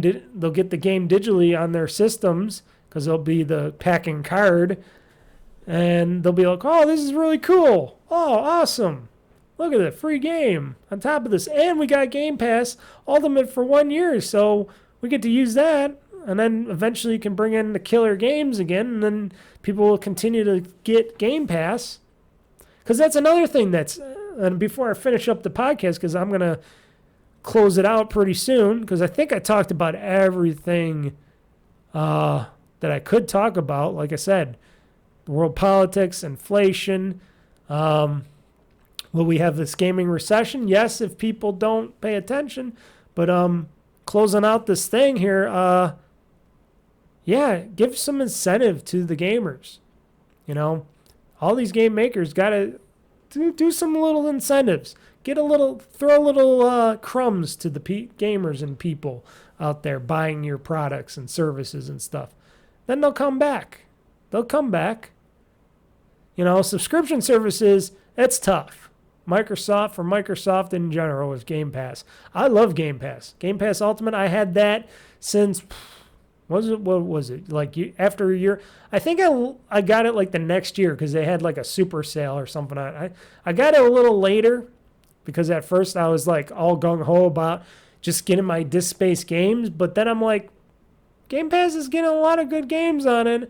And I'm like, okay, I'll just get Game Pass, because I think I started when they started putting out their first party games on Game Pass, like day one games. And I'm like, okay, I want to play this game on Game Pass, so I'll just get Game Pass to do that. And it was like $1 to switch from Xbox Live Gold to Game Pass Ultimate and stuff. And I did that, and then I never left. But here's the thing, that's another thing that's a problem in the world. Too many subscription services. Me, thankfully, I downgraded all my subscription services. I got Game Pass because I play a lot of games, and Game Pass always has great new and exciting titles that I want to try out at least. And otherwise, I used to have Prime and stuff and have Prime Video, but I gave up that recently. Saved myself a ton of money on that. And once in a while, I might go back to Disney Plus. I'll go back to maybe Netflix because there is a couple shows in that Terminator anime that I really want to see. Maybe I might go back to them for a month or so, but otherwise I keep my subscription services down to just like one subscription service, and that is Xbox Game Pass Ultimate. And that's for me. If you're on the PlayStation side, if you think one of those tiers of PlayStation Plus is worth it to you, even though they don't do the same thing as Xbox Game Pass, go for it.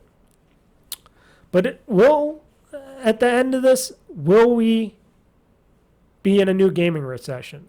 Will a new gaming recession, will a crash happen? If game developers and Sony, Microsoft, I'll even throw in Nintendo, but I don't think too much on Nintendo, but I'll still throw them in. If they're not careful and they keep up with this, we got to keep pushing technology forward bullshit too fast with consoles, because consoles are supposed to be cheaper, a little less powerful, and they got to be user friendly for the masses, even though everybody out there most people should know how to use a computer nowadays, but still, they're supposed to be a little less if prices keep going the way they're going, and technology, they keep pushing, and then they got to raise prices another $50 to $100 per console. That will hurt them, and then eventually people will not want to spend money to buy them anymore, because they'll be like, it's out of reach. Gaming is a fun, great hobby. It's a great thing. Most people will say, I'm just going to go to PC. Fuck the consoles. I'll just go play on a PC. And those of them that really don't want to deal with a PC, which, whatever. That's what I got to say. I'm a PC guy. I love PC. But if they don't want to deal with that, then they're just going to go read books and go outside more. Which technically more people need to go outside more anyways. But still, they got to be really careful, because costs are going up, prices are going up, and the whole value for the consumer going down. It's going down, and you got to show some little bit of remorse.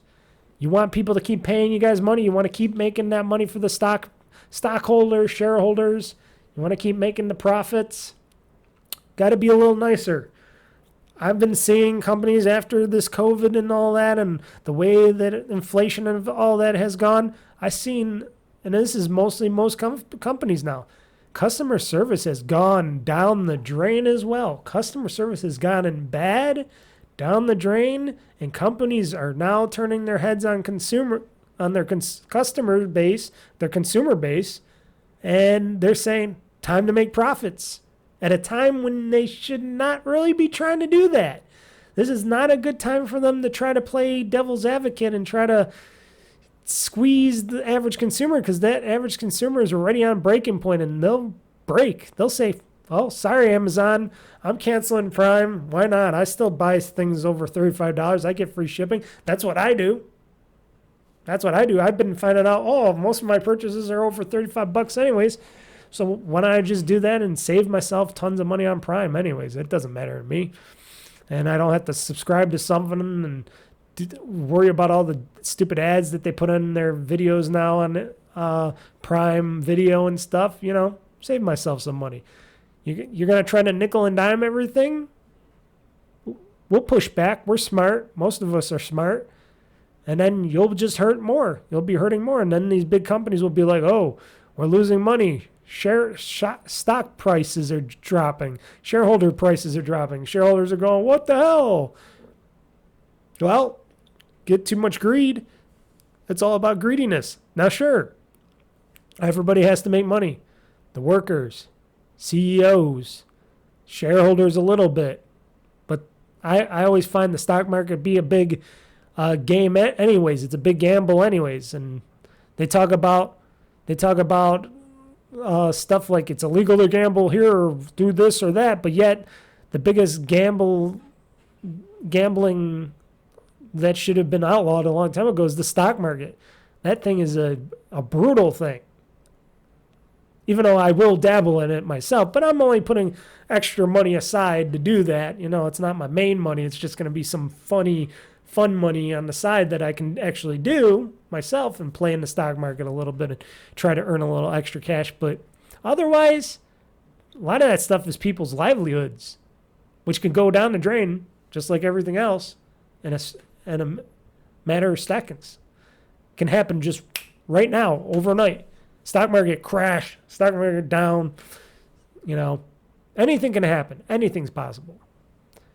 And I think these companies got to start kicking themselves in the ass and start smartening up and going, we got to bring back our customer base. We got to bring back our customer service. We got to be nicer again, even if we got to grit our teeth. You give people too much freedom and leeway, and then, people are used to what you're giving them, and then you try to take everything away, and you try to create more tiers of this, more of this, try to have everybody subscribe to everything else, and costs go up, subscriptions go up. There's breaking points. There's breaking points to everything. So I think I hammered that whole thing and everything in the nails. All the nails are in the boards now. Everything's done. If anybody's got anything else to say about this or any ideas, definitely email me at oldfreakygamer@gmail.com. Go to Twitter, tweet me, message me, direct message me. I'm on Twitter at OldFreakyGamer. Or you can go to this little site called youtube.com where Old Freaky Gamer is as a channel. You go to this podcast video. The comment section is open for the podcast section of this podcast. So you can go leave a comment there. I'll read it. We'll talk about it. I think things could go a better way. Council's got to be back to consoles. They can't make them like PCs unless if they're going to just make mini PCs. If they can do more and they can do PC stuff, then I'm sure the average consumer would be like, okay, my console can do Windows stuff. I can do Microsoft Word and go on the internet and do other stuff. Yeah, then maybe $700 for a next-gen super console would be worth it because it does more. But if it's just playing games and most people don't have that money, I'm sure the price point is around $300, $400. And then on top of that, you're charging $70 per game, and most of the games are just going to be digital anyways. It's like you're not even charging the cost of the discs anymore because they're all digital, so that's that. I don't know. But we'll find out.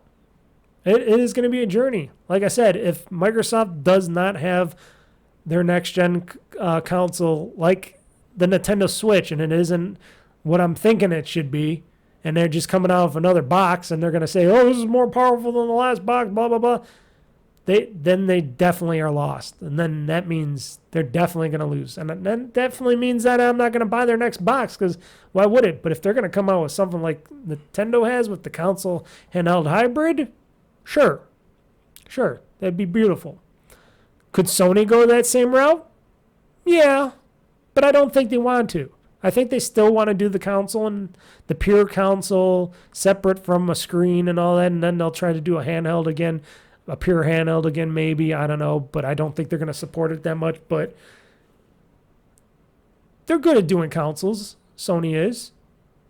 Just don't try to rip us off. The Sony name is not as valuable as Sony thinks it is. They used to try to rip people off back in the day with overpriced technology and stuff like that, but now they got competition. Tons of competition in every aspect. They got to start bringing some value, showing some value to the consumer, and then the consumers will stick with them.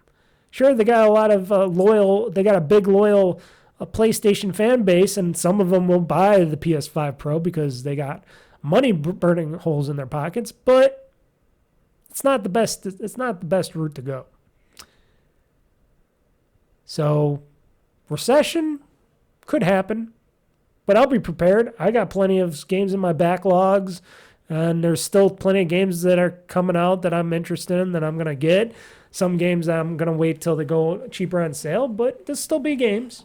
There'll be little indie games. There'll be people in their basements and houses and garages making games and putting them on Steam or where else. There's always the world of ideas everywhere.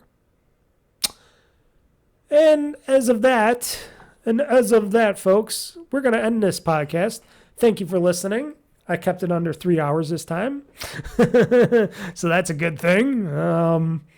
But yeah, I just wanted to talk about the industry. I think a lot of people getting bummed out. I've been hearing a lot about everything, costs going up, and the quality of what we're getting back out of everything, and the new PlayStation 5 Pro, which is ridiculously priced, and you know, at Microsoft and their whole business model going down the drain.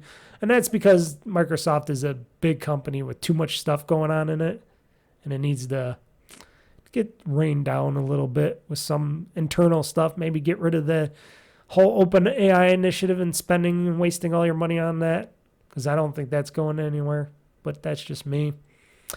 But yeah, still love doing it. Still love playing the games. Still love streaming, doing the stuff. And hey, I do all this on my dime for free for you guys. So definitely subscribe to my YouTube channel at OldFreakyGamer on YouTube, or OldFreakyGamer on YouTube.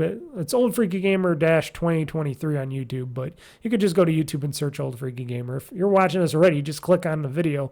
It'll take you to my page. Go to my website, though, to OldFreakyGamer.com. That's where I also host the podcasts. I have the podcasts on there, videos, not many articles, but I also have the schedule on there for what I'm streaming or putting out. It's a good site. On my dime. Made it all myself. Very creative. Anything else before I go? No, I think that's going to be it.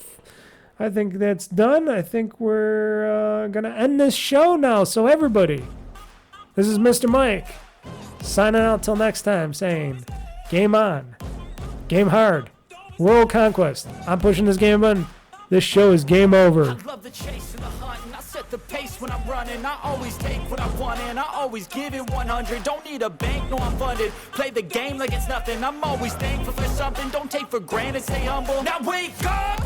It's time to look at the enemy. Look in the mirror if he is no friend to me. It's not working out, maybe it's the chemistry. It's time to break up so I can make a better me. Better believe in your mind, cause it's everything. You can mold, shape, find almost anything.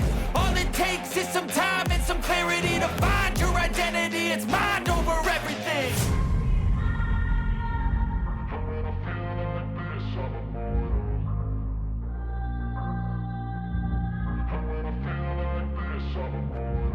And when I feel like this, I'm immortal. When I feel like this, I'm immortal.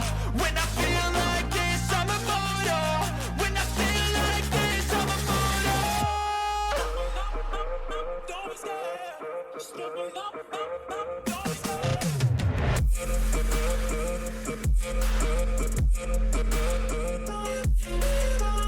That's a good game. Enjoy your gaming. Dude, go fuck yourself.